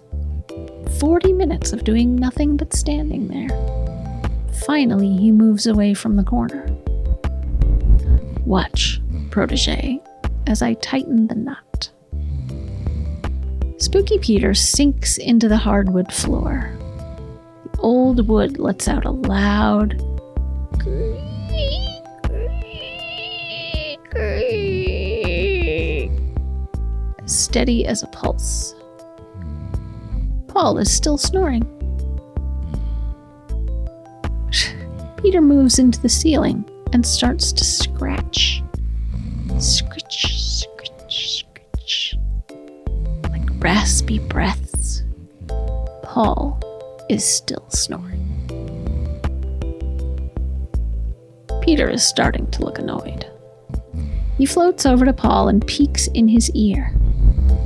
Some sort of orange foam. It obstructs his ear canal, preventing him from hearing us. Again, I am thwarted by the progress of man. This is pointless. Scratch on the wall. You scratch with one nail, long and deep above Paul's head. It leaves a long vertical line in the plaster. Make it an arrow pointing down, make it an arrow pointing up, make it a cross.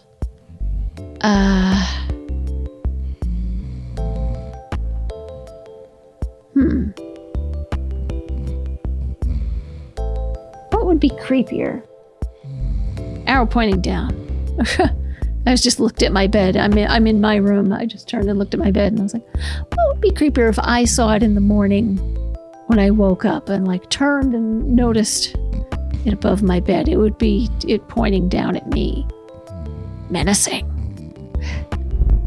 But open to interpretation. The fear this will sow brings me butterflies. I am proud of you, protege. Yeah, that would freak me out, because I'm like, who drew that pointing at me while I was sleeping? You know, pointing up at the ceiling, I'd be like, what's that trying to communicate? Truly, you are spooky this day. Spooky Peter leads you back into the hallway mirror, back through this weird mirror world of his. A fractal realm on the dull side of the tane. What he said. Eventually, you reach the mirror that leads back to where you came in. Well, this is me. Thank you for your company. This was fun. This was weird. It was kind of fun. I am pleased. Before we return to the physical world, I should warn you. Time behaves differently in the mirror world. What may have felt like hours was in fact years. A decade has passed since we began this date. Good thing I didn't have any plans set up with anybody else. I speak in jest. It's barely been the length of a talkie. The look of fear on your face. You got me. Fair. Spooky Peter spooked you good. He tips his hat to say goodbye. More dust falls off the brim. Guess I'll be seeing you. Breeze picks up and the rest of him blows away. Sorry about this one. Why? That was alright. That was okay. Alright. Is it graveyard?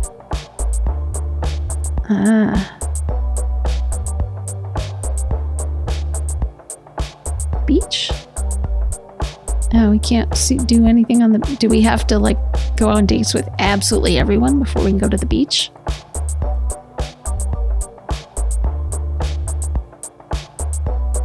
Okay. Hello again. It's nice to see you. I'll just put your name down and you can go right in. I return to the Room of Palms. You return to the Room of Palms. Speed dating rounds have wrapped up, but some ghosts are still hanging around. Choose your date. Riley, Vera, and Steph.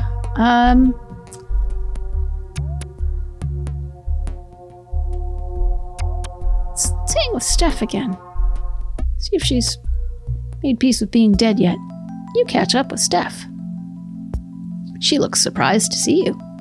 You think, it's hard to tell with the mask.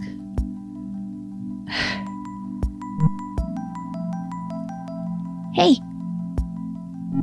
What's up? Is everything okay? Where are you going? I just thought we should hang out. Wow, she liked that. Oh, cool. I'd like that. Where should we go? The park?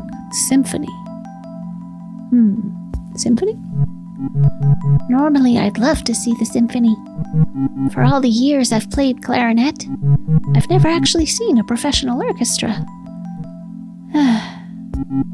Another time, though? Maybe we could just walk around? Maybe find a nice park? Talk a bit. Sure, why not? A heavy layer of snow has claimed the trees and buried the grass nearby. A cobblestone walking trail twists around the edge of a lake. You pass an old ghost sitting on a bench, tossing nothing on the ground, but still going through the motions. The ghosts of geese gather around him anyway, acting out a ritual that no longer serves any purpose. This is all still so confusing. I know what you mean. You must have lots of questions. I really, really do. Were you this lost when you died? For a while, yes. How did you figure things out? Talking to other ghosts, trial and error, I'm still figuring things out. Talking to other ghosts, I guess. So I'm on the right track, at least. I just feel like I spent years on a puzzle, only to realize I'm missing pieces. There They're gone. I'll never finish. And now, what do I do? Do I take the puzzle apart? Be proud that I did what I could? It's still an accomplishment. Does anyone finish puzzles? Still an accomplishment, I guess. But now what? What do we even do as ghosts? Do we get jobs? What's the point of anything?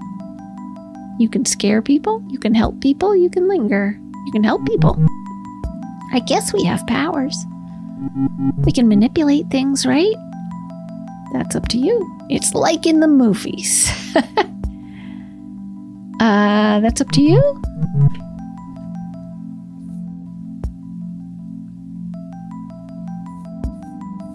When you're little, everyone asks, what do you want to be when you grow up? Now it's like, what do you want to be when you die? It's too much pressure. I gotta learn how to walk again before I figure out where to go. You have a lot of options. Start with a place to haunt. Where do ghosts even live? Or not live? You know what I mean. Old mansions, hospitals, everywhere. I get to decide what kind of ghost I am? That's a lot of freedom for one staff. Oh, she's getting decision paralysis. It's also kind of exciting, actually. I think I'm ready to take my mask off. You got this. Are you sure? You got this. If you say so.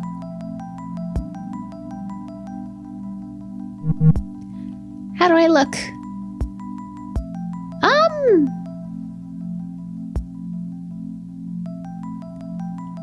A slug with a hat. Beautiful. You look like you. I feel like crying. The good tears.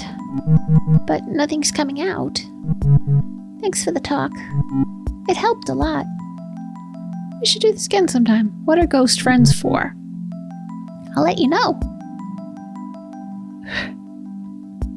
It's hard to be a ghost. But Steph seems like she'll be all right.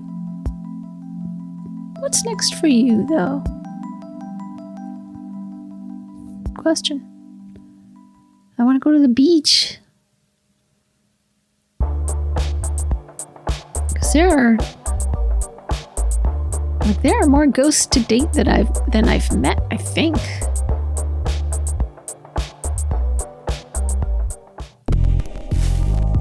Hello again. It's nice to see you. I'll just put your name down and you can go right in. Alright, let's go back to the room of black. You return to the room of black. Speed dating rounds have wrapped up, but some ghosts are still hanging around. Choose your date. Gary, Hattie, Drea. Oh, let's go with Hattie. We went with Gary before. Let's hang out with Hattie. You arrive at Queen Mary's to meet Hattie for your date. It's 7:04 a.m. You're a little late. Looking around, this could be any nursing home. Yellowed walls, stained drop ceilings. Supply carts line the corridors alongside the odd empty IV stand. The sun's not quite up, but the residents sure are. Walking the halls to get a bit of exercise. Chatting over weak decaf in the dining room next to reception. You came! Welcome to Queen Mary's. My home. What do you think? It's nice. It's sad. I mean, in my experience, nursing homes can be both. I think a lot of it is in what the residents make of it. So, if they haven't made peace with being there, it can be really sad for them.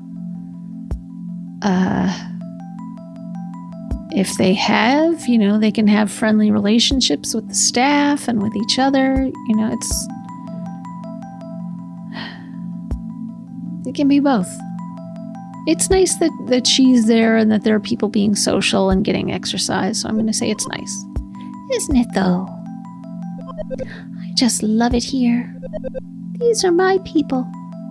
Behind Hattie, an old woman hangs up the lobby phone. The woman begins to cry. Her son, probably making more excuses not to visit. Can we do anything?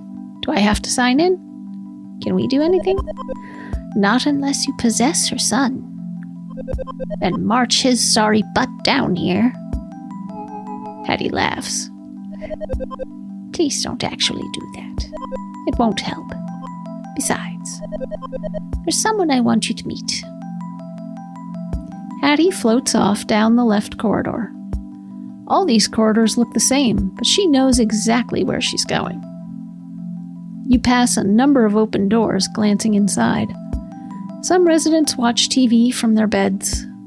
Others just stare out their windows or at the walls. Most rooms are bare. A few are decorated. There are tall plants, fine wood furniture. In one room, you spot a record collection. Essential possessions transplanted to make this place feel more like home. At the far end of a long hall, Hattie stops and turns to you. So, I know this is probably obvious, but we're here to see Milton. He was my partner for 47 years. If you think I'm a firecracker, Milton's all sparks. You'll like him, I think. He's been doing worse lately. Is he sick? How can I help? How can I help? I've been spending a lot of time here. It has him concerned. Milton says I'm hanging on to the past. He wants me to make friends who are more like me. Ghosts, he means. I want to show him that I met a good one. I want him to meet you. It will make him so happy. Hattie turns to go into Milton's room. Good morning, Millie. Inside is an empty bed, neatly made. Milton is gone. Oh. No. Hattie frantically searches the room. She spots the chart at the foot of the bed. This says he had an aneurysm. He was taken to the hospital. She looks at you with fear in her eyes. I have to go. I understand. I can come with you.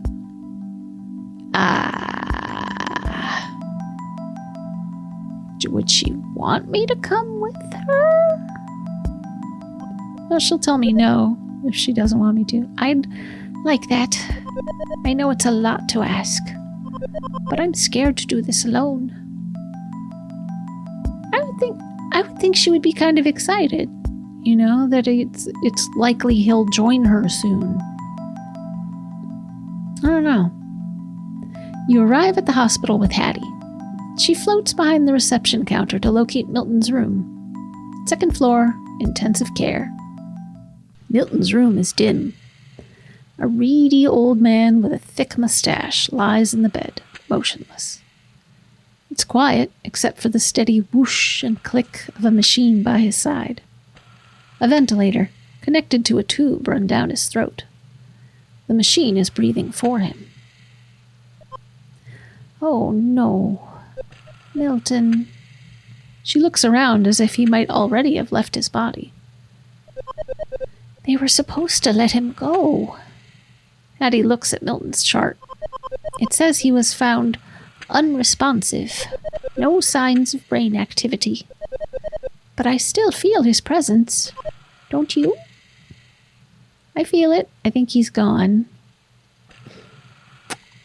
If there's no signs of brain activity, I would think he'd be gone.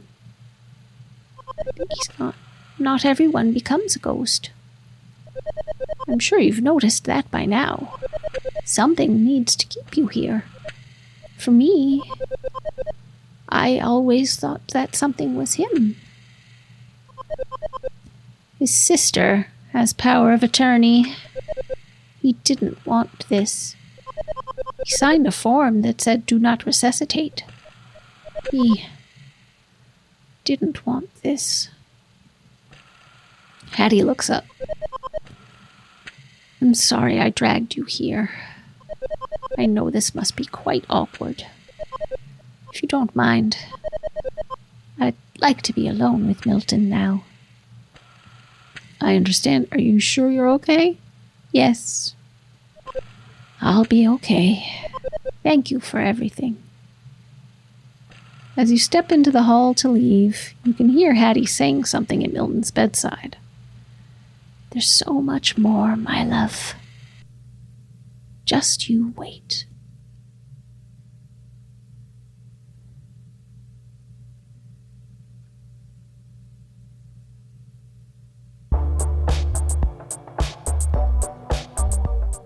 Okay.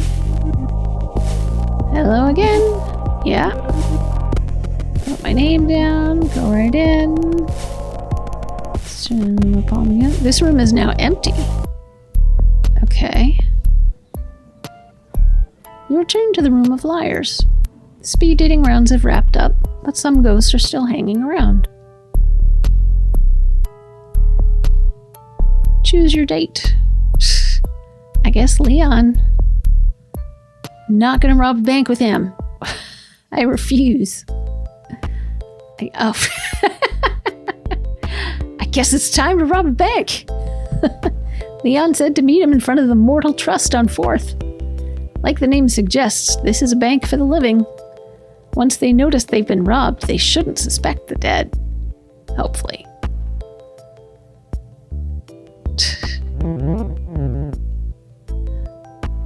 I'm getting nervous, not gonna lie. The others are supposed to be here. Maybe they're just late. We can do this alone. Maybe they're just late. I sure hope so. Without them, we're down a lookout. And our guy on the inside? What's my role? Who else did you recruit? A couple of degenerates. Don't worry, though. They may be slime, but they're loyal slime. The best a crook can ask for. Oh, good. Here comes Carl.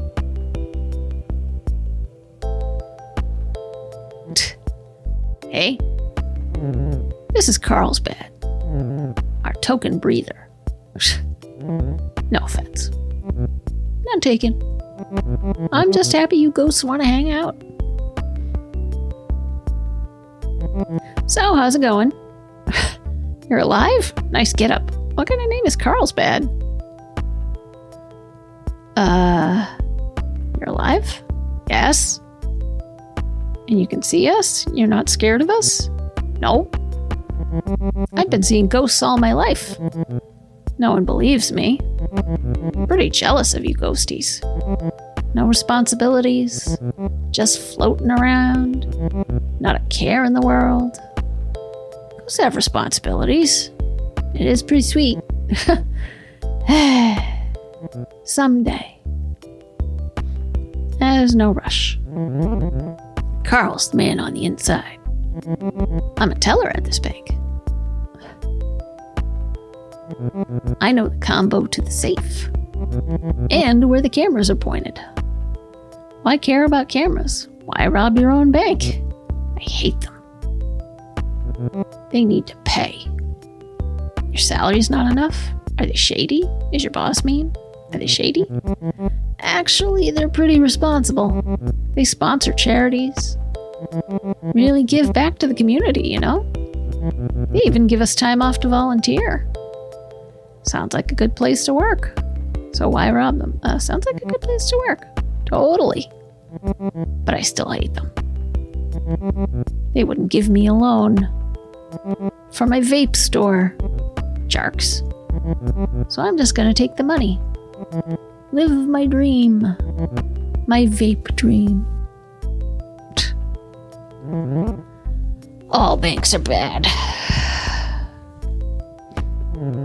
Satan's in suits. No offense. None taken. And speak of the devil.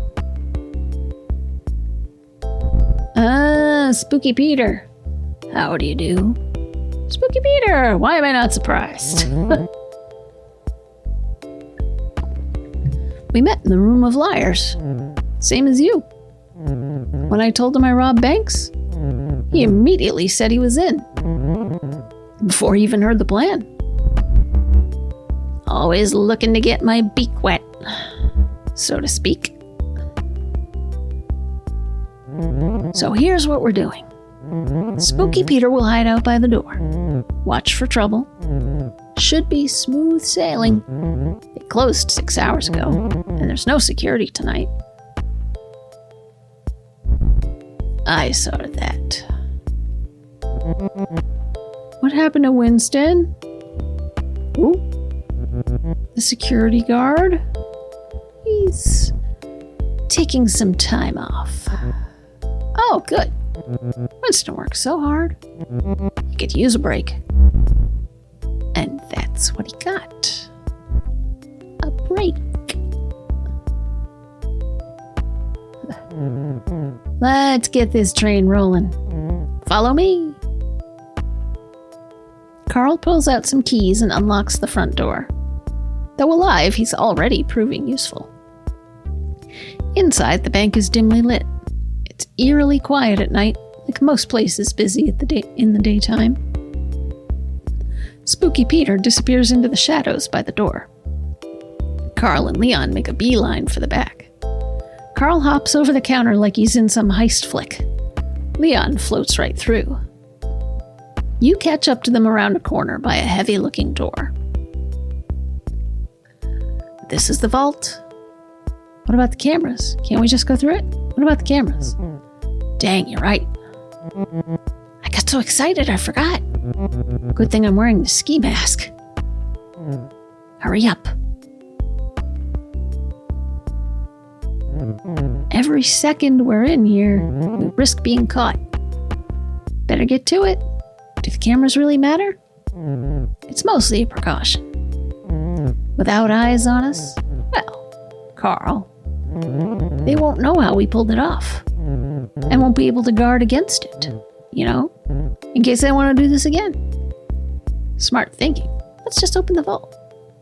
Smart thinking. Carl gets to work disconnecting the cameras. He starts with the one trained on the vault door. Uh-oh. What's wrong? They have some lock on the wires. I thought it'd be as easy as unplugging it. You thought? You didn't look? Take a look during business hours?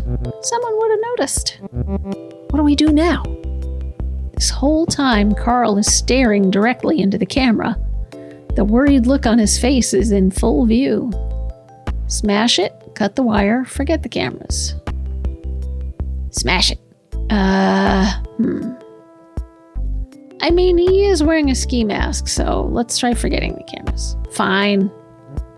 I guess Carl is wearing a mask. I totally am. And the cameras have already seen him, so let's do this. Carl gets to work on the door.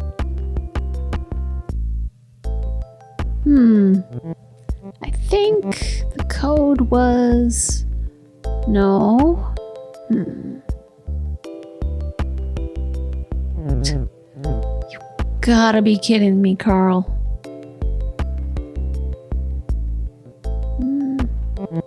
I am, actually. I know the code like the back of my car, which is where I sleep. Not because Sherry kicked me out. Anyway, before I punch it in, you gotta promise me something. Promise you won't take all the cash and then leave me here. Or pull any other ghost tricks. Carl. Buddy. Pal, you know what they say about honor and thieves. I don't, actually. Then we're good. There's no honor among thieves, that saying?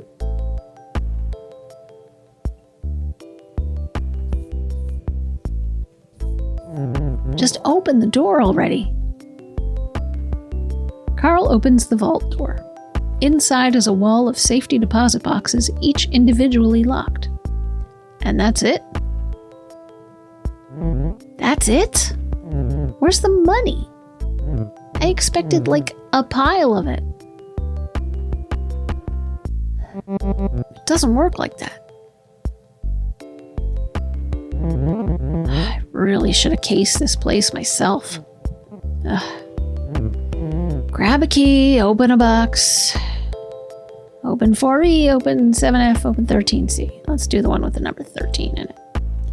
Inside are some official-looking papers, lawyer documents, and an ornate vanity mirror set in 14-karat gold. It looks old, needs a good polish, but it's still beautiful. On the back, an inscription is etched in the gold. Here's looking at you, Millie. Love, H. Time to be moving. I spotted a patrol outside. Think they saw some movement in here. A police siren sounds off. A warning, maybe? There's our cue. Get out of there. Give Spooky Peter the mirror. Why would I give Spooky Peter the mirror? Let's get out of there. We better scramble. Everyone makes it out safe thanks to Spooky Peter's keen eye. Leon instructs the crew to lie low for a bit.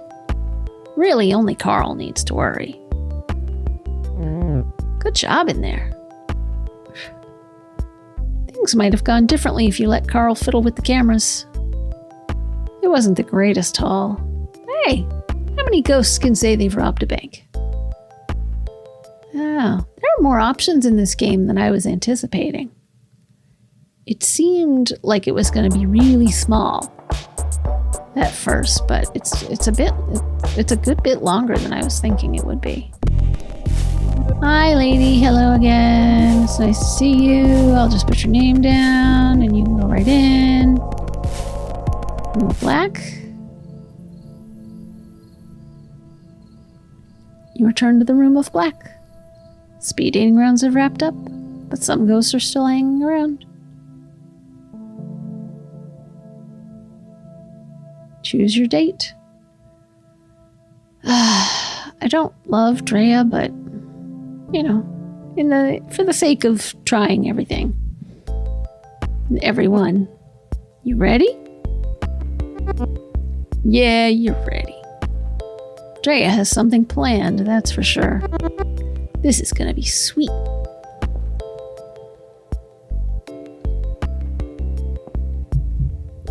Drea takes you to a house in the city. A duplex. Brick. Not a bad-looking place. Maybe a little rundown. It's clearly had some renovations, though. Like the neighborhood, its edges have been filed off in favor of some good old-fashioned gentrification. The front door is a fresh shade of red. And there's a pretty nice car in the driveway. My place, when I was just another flesh bag. Really? Looks nice. When I was here, it was way better. There was a pawn shop over there, where that garbage Java Joy is now. They always had good tapes. Now it's just coffee. Everyone just drinks coffee and does yoga. Whatever. Come on. Let's go inside. From the inside, the house looks like a show home. Perfectly decorated rooms with perfectly placed furniture. Everything matches because almost everything is white or gray. They get cleaners, pay them like nothing, and complain when they don't wash the walls. Ceramic letters hang on a yellow accent wall. Live, laugh, love. This is the garbage I'm talking about. Live, laugh, love. Spew, barf, puke. Drea starts to rearrange the letters. Evil? Oh man. Ghoul? And then that leaves... Lave. What does that spell? Veil. Does evil ghoul veil mean anything? Veil means valley. Get rid of veil. What about leave? Get rid of veil. Ugh, you're right. Drea throws the remaining letters on the floor. You could have veal. Evil ghoul veal. That'd be something. Smashing them to bits. They take a step back to survey their handiwork. Evil little ghoul. Lol. So, where should we hit next? The kitchen? The bedroom? The bedroom.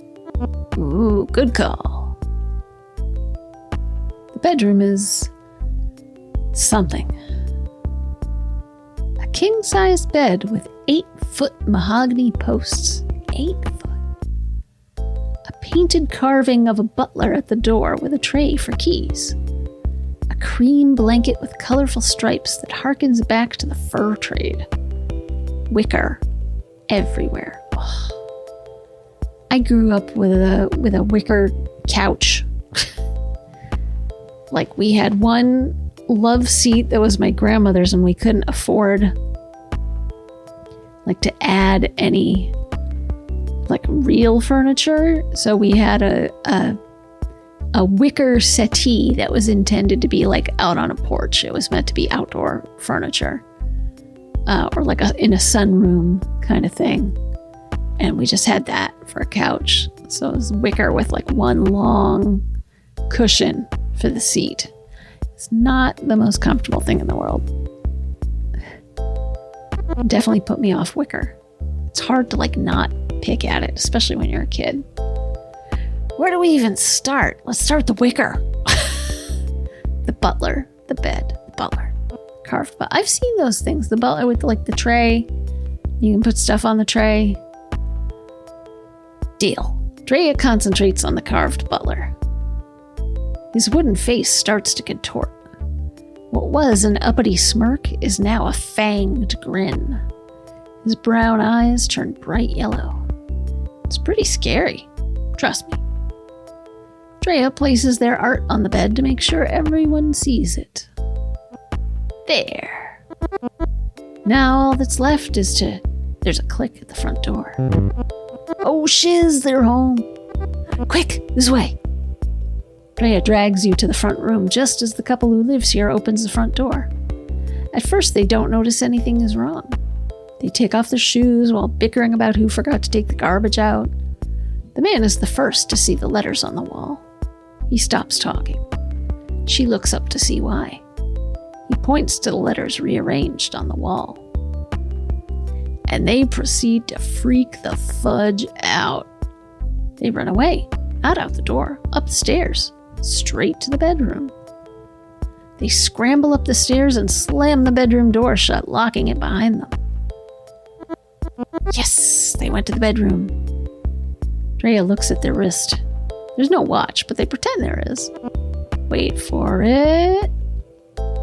You hear panicked whispers behind the door. A little longer.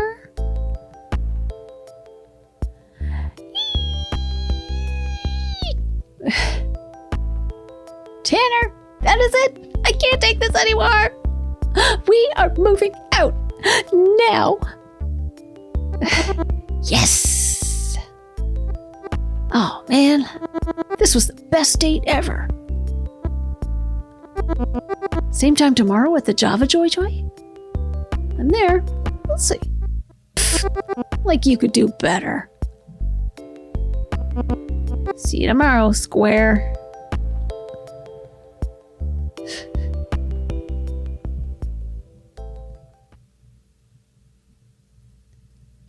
Okay. So there's only 2 left. All right. Yeah. Hey, hi. Ooh, I'm sorry. The event's all done. All the other ghosts have left.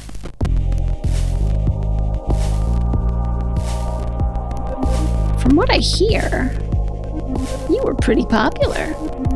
Still couldn't find the one, huh?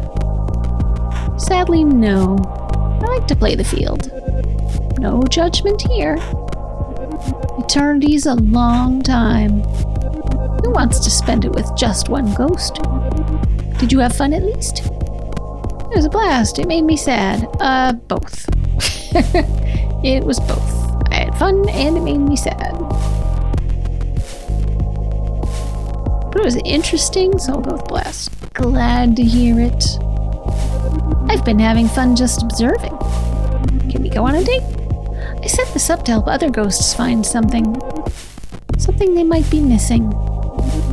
Or to learn more about themselves. In a way, we are all products of death.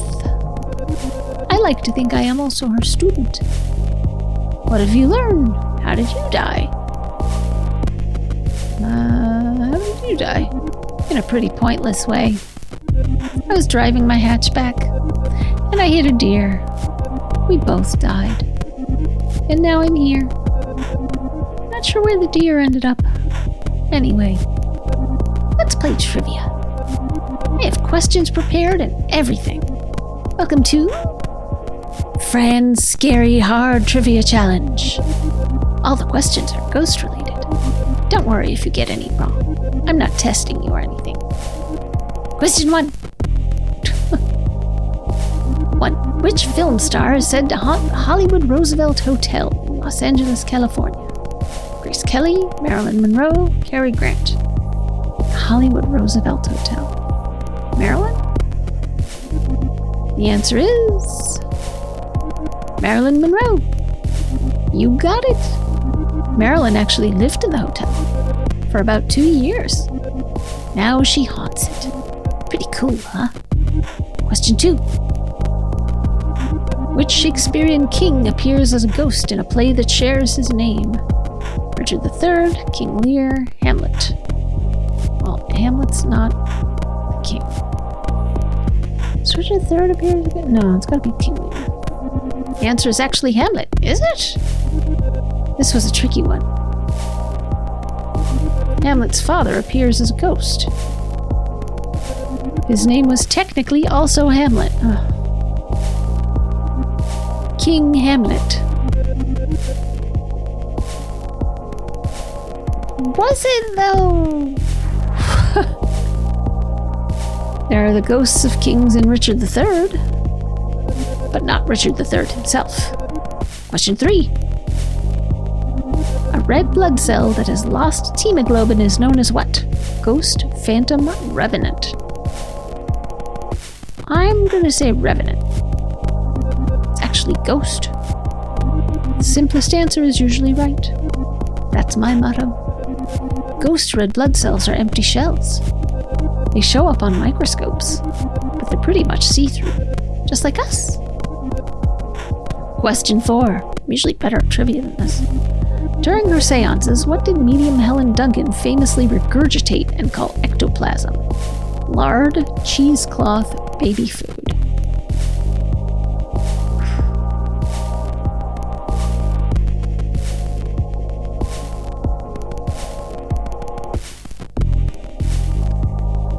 I want to say cheesecloth, but I think, I don't know, I've never heard of this woman.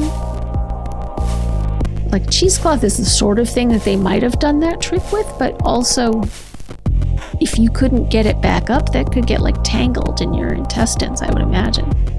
So lard would be safer. I get why you'd pick a goop, but the answer is actually cheesecloth. Duncan was a medium in the early 1900s. She was said to fake ectoplasm by pulling gross cheesecloth out of her mouth. Duncan was also the last person imprisoned for witchcraft in the UK. Go figure. And to question 5, this is the last one. That means it's also the hardest. Great, doing so well. Which of these authors did not have a story in the first volume of the Fontana Book of Great Ghost Stories? Let's go with Edgar Allan Poe. The other two are British authors, D.H. Lawrence and Algernon Blackwood, so... The correct answer is Poe. Poe was an American. You got it. Poe was in the second volume. Blackwood and Lawrence both have stories in the first. Blackwood was a prolific ghost story writer, while Lawrence, best known for not ghost stories, penned a great one called The Rocking Horse Winner. You got 2 questions right.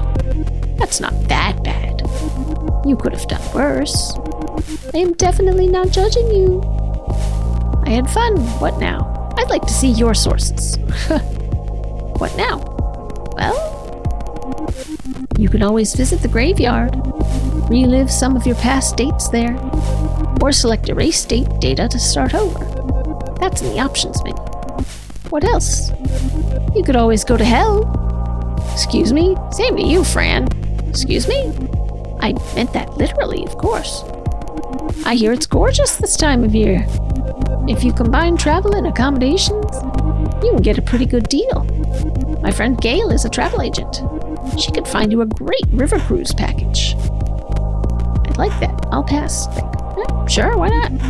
Here's Gail's card. If you end up going, be sure to send me a hologram. Hee! All right, time to go. I'll ring the bell to make it official. Bell rings. Thanks for playing.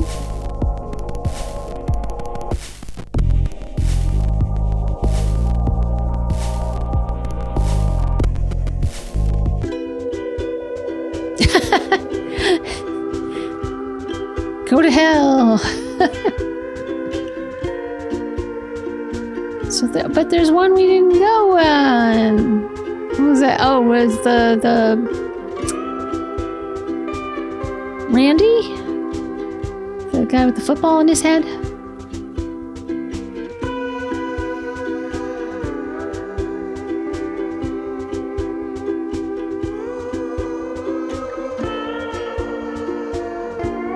Can we try? Oh, hey! I just finished packing up. Can we date her? Thanks again for participating. And for the talk. Guess our work here is done. Can I go on second dates? This was speed dating for ghosts. I don't have the resources for long-term relationships for ghosts. It'd be nice, but I'm just one Fran. So now what? I guess there's always fanfic. So you still have a bunch of options. Pretty sure I said this before, but you can replay the dates in the graveyard or restart the game. Replay the whole dang thing. See how your conversations could have gone. It'll be like we never met. Let's restart the game. I'm not ready for that. Then I guess this is goodbye. For now, anyway. It was nice meeting you. You're a heck of a ghost.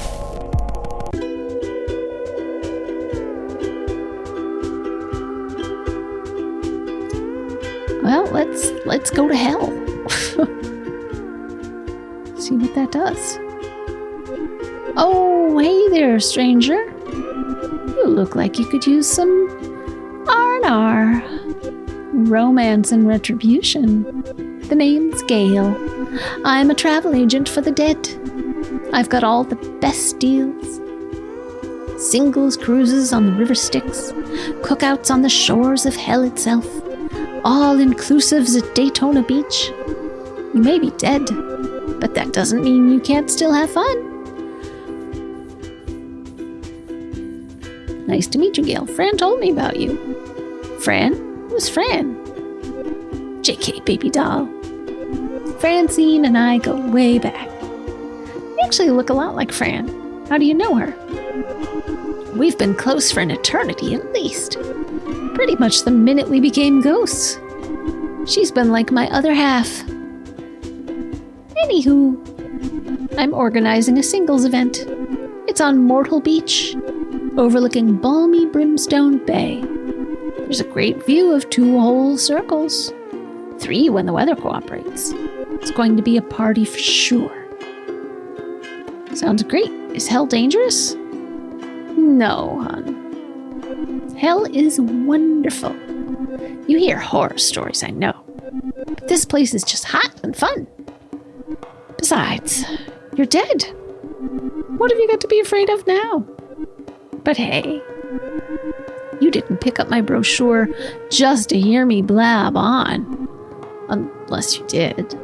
Because then, I totally have a timeshare to sell you. Let's get you to the beach. We'll start things off with an icebreaker. Something familiar. Some speed dates. So there's a whole other thing. Is this one round, a bunch of rounds, a bunch of rooms? For the living, the shores of hell might seem like a strange place to take a vacation. It's no Maui, or Cancun, or Bali, but hell has its charms. Sand on Myrtle Beach, like the water in the bay, is piping hot year-round.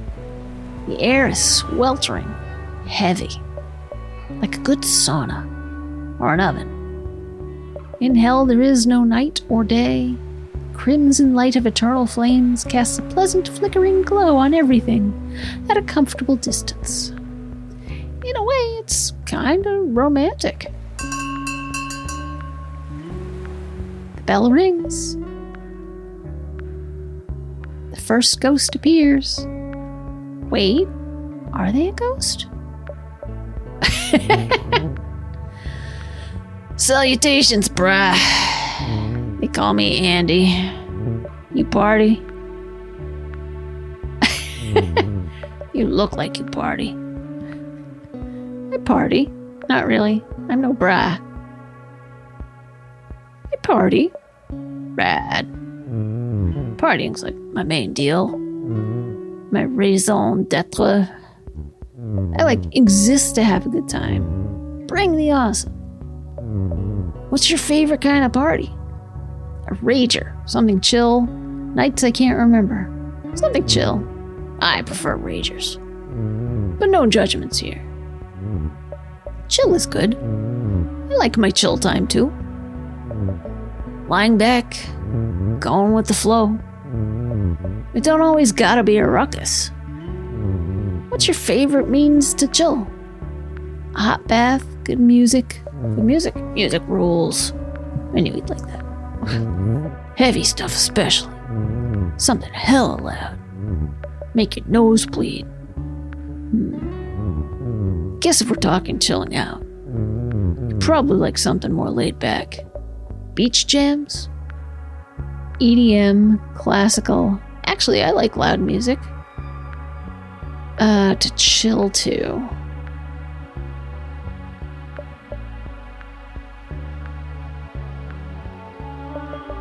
Is EDM too basic? It's actually not something I listen to a lot. I tend to listen to EDM when I'm cleaning, because it's just, keep the beat going. I like loud music. Now we're talking. You know what? I sure don't love this music. We should talk to Gail, maybe. It's really harshing my buzz. I like it. He'll survive. He'll survive. Don't be so sure. I'm a party demon. Gotta always be partying. Or else. Or else what? I've never met a demon. A demon is like a ghost. We float around like you. But a demon was never alive. We're sort of born like this. With a singular purpose. For me, that purpose is partying. Oh wait. Hold on a sec. Andy chugs a six-pack. All the cans at once.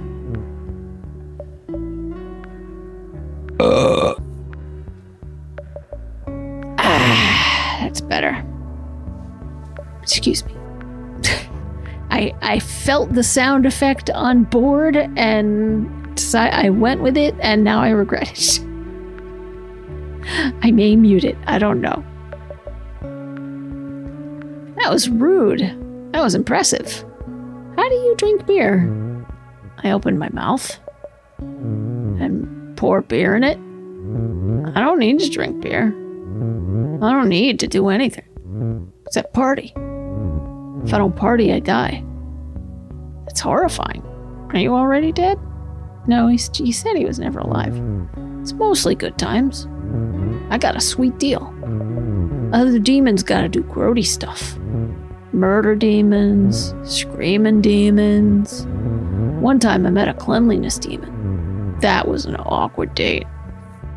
I like messes. Tell me about the cleanliness demon. I like messes. Mucho gratitude for the kind words.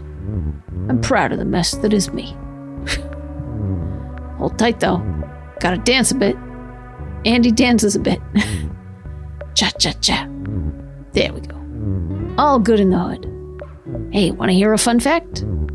These beads and shades aren't just for show. They lessen my need to party. How? Can I wear them? How? By exuding party. Sort of like an RPG or something. Special item effects. +3 to partying. The bell ringeth. Time to mingle. See you later, crocodile. A party demon. That's new.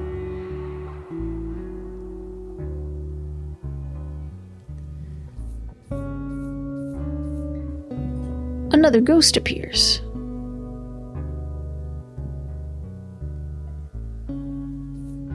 Oh.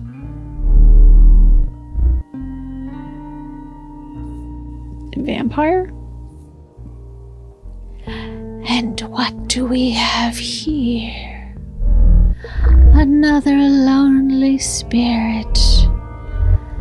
Tell me, lonely spirit, what is loss? Excuse me? The absence of something? I'm not sure. The absence of something? Why, yes, dear. Precisely. You must feel it too, then. That profound emptiness. The loss of your life. I do feel it. I'm still me, though. Can we talk about something happy? I'm still me, though. Are you certain of that, lonely spirit? Ghosts are desperate for purpose. We lie to ourselves, tell ourselves we still matter, that a part of us remains. But who is to say we matter anymore? We are not even matter. We are more like echoes, epilogues of unfinished stories. Soon there will be nothing more to say. You and I will truly be nothing. I believe it will be glorious. Right, you creepy chick. You are such a downer. What have you lost? Both of these things. What have you lost? Like you, I lost my life. Unlike you, it happened twice. They call me Agatha, Bane of Bricksdale, Connecticut, and irregularity in the blood count. I suppose you could, at one time, call me a vampire. Now I am a ghost. Vampire ghost? Cool! I am quite chilly, yes. Thank you for noticing. This stake through my heart. I suppose it made me this way. There are very few vampires, let alone vampire ghosts. Who did it? That stake looks painful. Let me pull that out. Who did it? A jilted lover. She didn't know I was a vampire. When she found out, she killed me in my sleep. Now I wander between worlds, a nothing in nowhere, deserving this lonely death.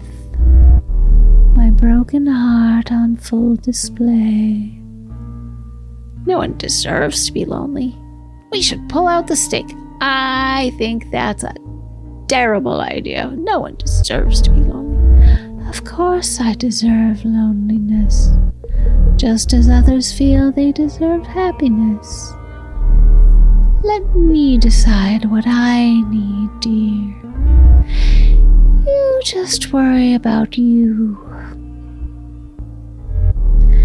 Perhaps I am being a tad dramatic.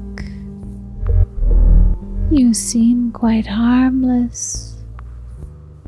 I am harmless. I'm actually pretty dangerous. I am complicated. I did sense as much from the moment you appeared across the table. You have a depth about you. I thought I was nothing. You have depth too. I suppose. Though it is more a curse than blessing, I'd sacrifice depth for peace. The bell rings. The bell. Time to move on, lonely ghost. It is probably for the best. We will meet again soon enough.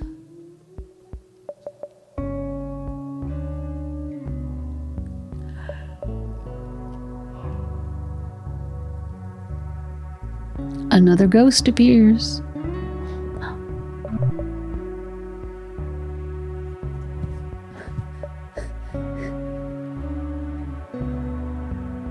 I'm so glad I stuck with this game.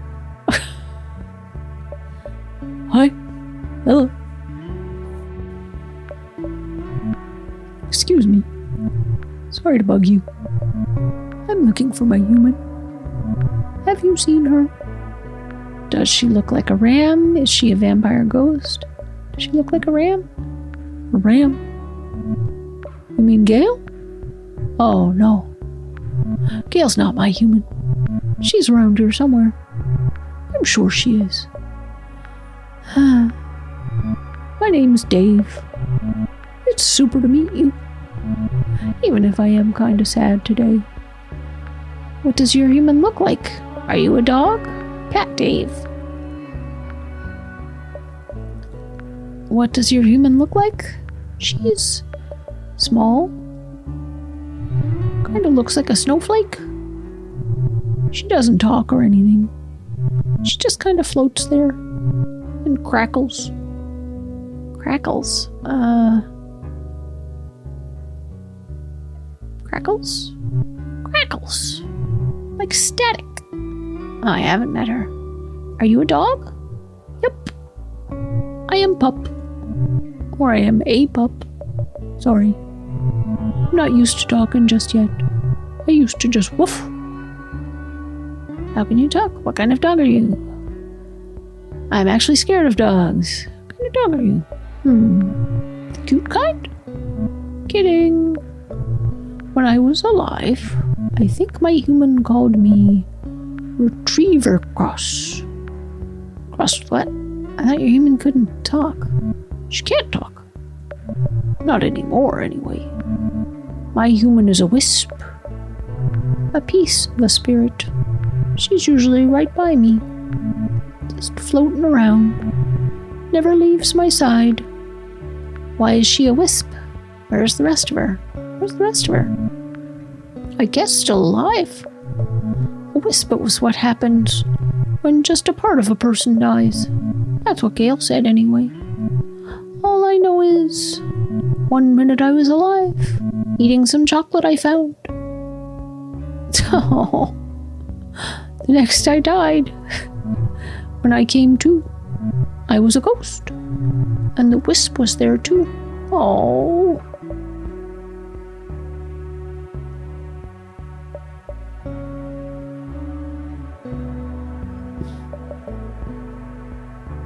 No part of her died when her dog died. And it stays with him. I guess that means part of my human died with me. That's so sad. Can I pet your face? Of course. I love pets on the face. Thanks so much for asking. You pet Dave on the face. His little ghost tail wags. I'm sure she didn't get far. I mean, that is so sad, but what's the point of saying that to him? I'm sure she didn't get far. I sure hope so.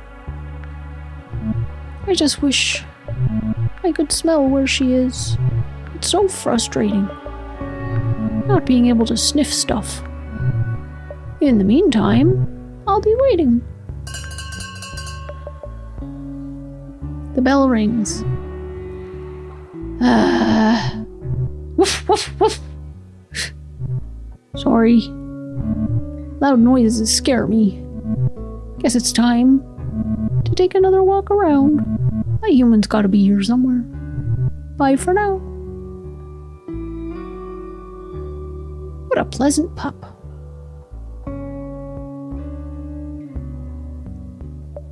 The second round begins. Oh, right, I forgot there were 2 rounds. Sup, Spooky Oogie? Righteous to see you again. I like the bikini top. Splendiferous, even. I like your bikini. Thanks. I like to switch it up. Right now, it's polka dot time. Where'd you get it? Good for a beach. That's what I thought. It's pretty warm in hell. Even for a demon. That reminds me. Here we go again. Scusi. And he does some random air guitar. I'm bad at air guitar. Hello, East St. Louis. There. All better, jet setter. Hey. What's your opinion of platypuses? Platypi. Whatever. Those hairy duck dudes. Look it up. Why? I like them. How can you not? They're the ultimate party animals. I think about shades, sunglasses, like the ones on my dome. If you put them on an animal, who looks the most down to party? A platypus. It's inarguable, bruh. Okay, fine. Kangaroos are up there. Dogs, too. Especially if they're in a sidecar. I love dogs in sidecars. I love dogs that party. Like Dave the dog? I can't argue with that. Good. Arguing is bits. I don't like to argue. I prefer to party. Do you get along with the others? And look where it got you. Do you get along with the others? You're fun, I guess. Well, not Agatha. You'd think a vampire would be more fun. I fell asleep talking to her. Which, I know, rude. Sometimes when I'm bored, I play a game. I take what someone says and try to guess their sign. Agatha's sign, Dave's sign, Gail's sign. Gail's sign? Gail's a tricky one. Total type A. Friendly, but not your friend. Strong Gemini vibes. What about Agatha? The vampire ghost's a wet blanket. Obsessed with the past. Single track mind. Agatha's a Scorpio. Most deaf. How do you know all this? This is all BS. How do you know all this? Internet? Oh, here I go, fading away again. Nature calls. Andy crushes a beer on their head. There we go. So, where were we?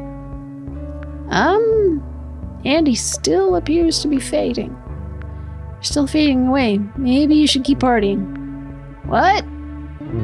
It didn't work. That never happens. You're making it worse. Put on more party accessories. I'm trying. Maybe if I put on more party accessories? I left them in the car. The bell rings. Drink that foofy drink in front of you. Hey, Gotta go. Andy's been partying for more than 1,000 years. I'm sure they'll figure this out, don't worry. I mean, don't worry that much. Demons aren't even real. Or are they?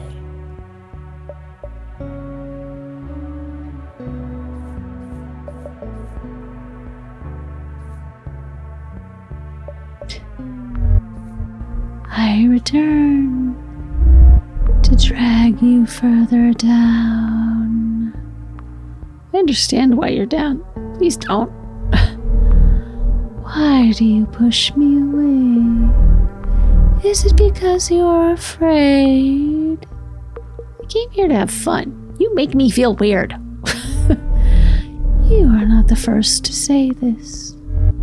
Tell me, lonely spirit, does time slow around me? It does seem like it's been here longer. I do not understand why. From my perspective, it ticks away just the same. Perhaps your idea of time moves quicker than is typical. But perhaps it's a product of my curse. Wish I was a vampire. Makes me uncomfortable. Vampirism is a curse. Immortality worsens the longer you live, and my hunger for blood is insatiable, especially now that I cannot feed. When I first became a vampire, it was difficult to find blood without killing people. What about animals? What about blood banks? What happens to a vampire without blood? What about blood banks? I am surprised, lonely spirit. You have an intelligence, it seems. That's precisely how I solved my problem. I became a nurse. I was quite good at finding veins. It was easy to take more than was needed. A unit for a test that required a vial. I only took more from those healthy enough to give it. How did you not get caught? Do you have a favorite blood type? How'd you not get caught? Every 12 years, I would move. Another jurisdiction. Far, far away. Enroll anew in a nursing school. Train once more. Work once more. This way no one noticed that I wasn't aging. Over time, I became quite lonely. Did you know any other vampires who turned you? Who turned you? The one who turned me was my husband. My first husband. On our anniversary, 8 years to the day, he said this way, I would be pretty forever.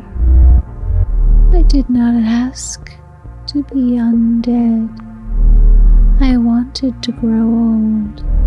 I wanted to die someday. That is the natural way of things. He did not care what was natural. He did not care what I wanted. What happened to him? Did you ever turn anyone? What happened to him? I foolishly mistook his gesture for romance and stayed with him for a number of years. But eternity is a long time. Eventually he left me for someone he deemed prettier. I can only assume he turned her as well. I grow weary talking about myself, and I have no interest in you. bell should ring shortly, heralding the end of our time together. We have an eternity to spend. It will be best spent with others. Oh, I just realized all these little things sticking out are like little hands. At least Agatha let you down gently. The bell rings. Enjoy your time in hell.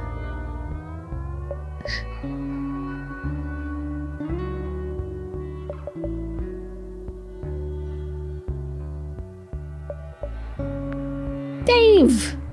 Oh, hi again. It's me, Dave the dog. Want to hear a joke? I love to tell jokes. Jokes are pretty great, I think. I'd love to hear a joke.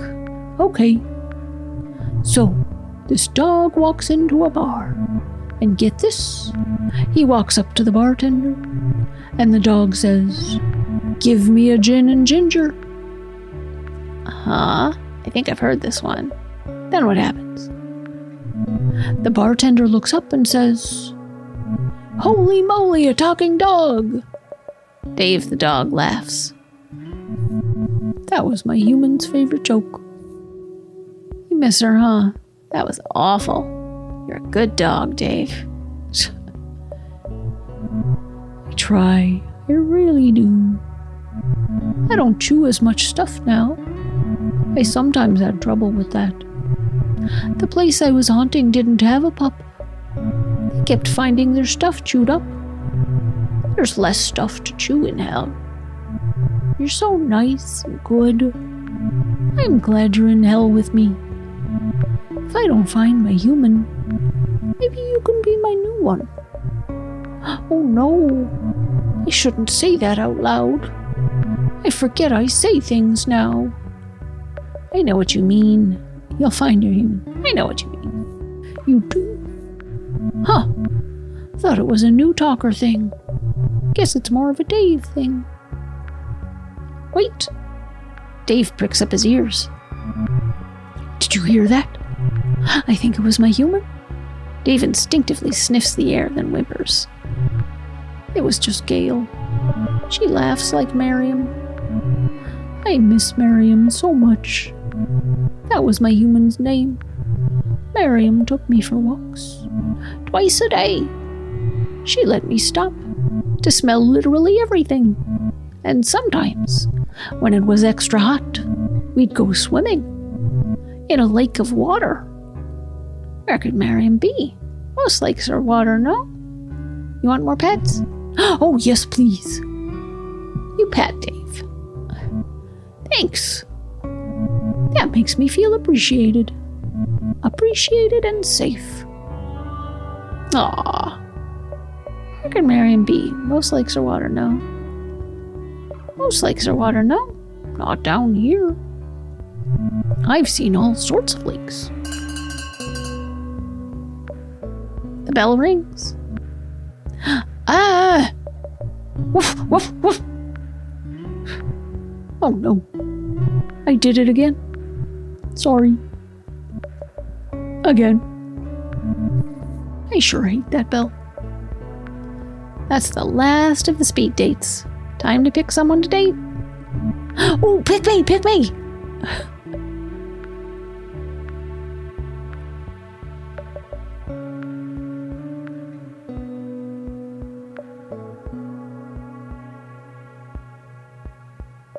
Choose your date. Of course, Dave. Of course, Dave. Andy was fun, but you came. I knew you'd come. Are you still liking hell? I'm starting to love it. Guess I'm a real hellhound. I thought dogs went to heaven. Oh, we do. But we can come and go as we please. There's a doggy door. That's thoughtful. Oh, yeah. They think of everything there. Can we go for a walk? Up on the surface? That sounds like fun. Oh boy! It will absolutely be so fun. I want to take you everywhere. All my favorite places to smell. But you can't smell anymore. What about Miriam's wisp? Oh yeah. Miriam's wisp. We gotta find her. Good thinking. If we hit up enough spots, we might just find her wisp. Can't believe you forgot her. No! Where could she be? A place we've already been. She's a wisp. She's drawn to familiar things. The good park. The good pet store. The good couch. One of those, probably. Pet store, park, couch. Park? Oh, great. I love the good park. Dave leads you to a park in a deep ravine. A nearby sign says off-leash dog park, but you don't see any dogs. Maybe this is because it's the middle of the night. There are trees here, all dead. The grass is gray. A ways in, there's a rusty playground. A rubber swing seat dangles on a single chain. It's kind of spooky. Welcome to the good park. Looks fun. I'm scared. My friend Kyo would love it. Looks fun. So fun. I mean, check this out. Dave runs over to the swing. He starts to tug at the seat with his teeth. It's a tug toy, he says without losing his grip. Then you hear barking. Distant howls of pain and anguish growing closer until they are right up on you. Gurgles, whimpers, low guttural growls of warning and dread. You turn in horror to see a bunch of super cute ghost pups. There's a ghost corgi that looks like a spooky loaf of dog. A ghost chihuahua, she's making most of the noise. And a ghost St. Bernard slobbering ectoplasm. Each has a wisp by their side. Hey there, fellow pups. Dave studies each ghost dog's wisp and sniffs each ghost dog's ghost butt. None of these are Miriam's wisp. Shucks. This was still fun, though. Where to now? Pet store, you mentioned a couch? You're darn right, a couch. But not just any couch. My couch. My human thought she owned it. But I peed on it. And she didn't, so the law says it's mine. Dave leads you to a townhouse. A nice place, clearly taken care of. The place is packed with tchotchkes. Library sale books, vintage postcards, souvenirs from trips to Korea and Portugal. Miriam likes to travel. The place is empty. I guess that's where she is now.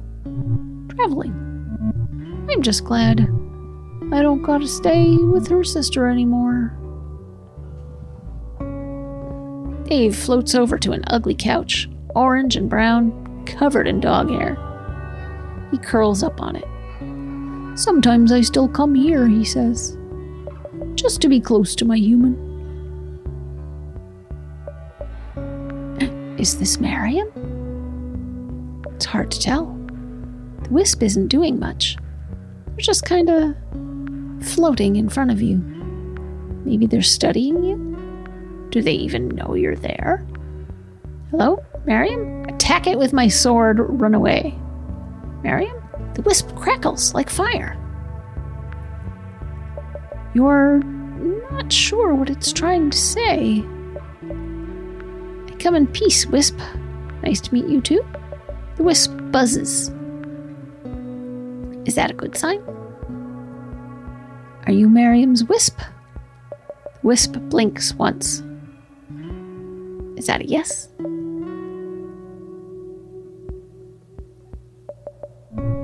Miriam! There you are. Miriam Miriam's wisp seems excited to see Dave. I'd like you to meet a friend. No, I haven't replaced you. Miriam flickers cautiously. See? A friend. Miriam flickers and flashes. She'll get used to you. She just needs some time. I'm happy we found her. She's cute. Want to go for another walk? Happy we found her. Me too. Miriam seems regretful. She says she's sorry for running away. Miriam vibrates and flickers a bunch. She saw her old car and chased it out of instinct. Before she knew it, she was lost. So she came here. Dave yawns. We've been up all night. I'm beat. I think it's home time. You're a good dog, Dave. Can I give you a pet? Of course. I sure love the pets. Thank you so much. Let's go for another walk soon. Bye, Dave. Bye, Miriam. Bye. Miriam flickers.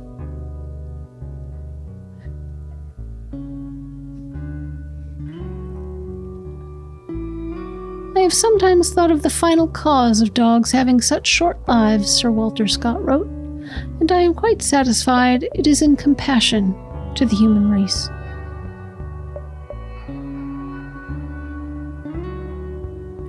For if we suffer so much in losing a dog after an acquaintance of 10 or 12 years, what would it be if they were to live double that time?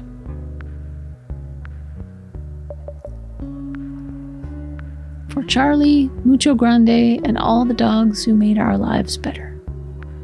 Thanks for being good pups.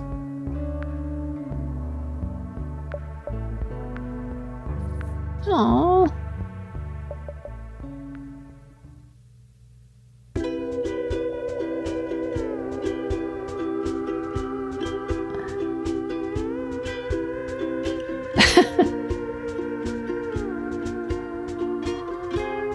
All right.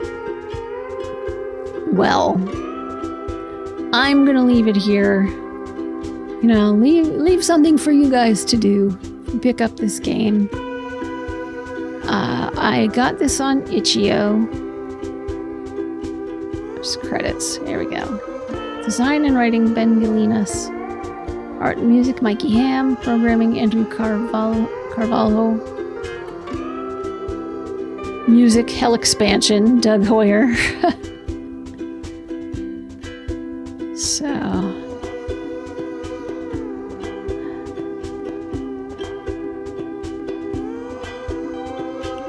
Oh, wait, what was that? No identification with actual persons, living or especially deceased, is intended or should be inferred. No person or entity associated with this game received payment or anything of value or entered into any agreement in connection with the depiction of tobacco products or weird Cronenberg films.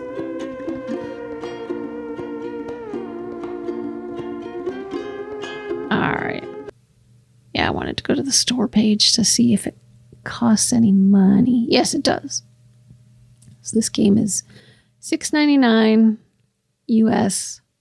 Or more if you want to pay more. That's itch.io. You can pay more if you like to. Yeah, so this was interesting. With the added expansion, meet and date 12 ghosts plus a bonus ghost if you're really committed. So, yeah, this was interesting. It was, more sad than I was expecting, but I still really enjoyed it. It's very creative. It's well written. I'm very glad that we found Dave's human, or at least Dave's human wisp. And I mean, that's fair enough if you've been a pet person. I'm not a dog person. I'm a cat person, but I had cats all my life, and it's been more than a year and a half since what the outcomes should be, what the options should be.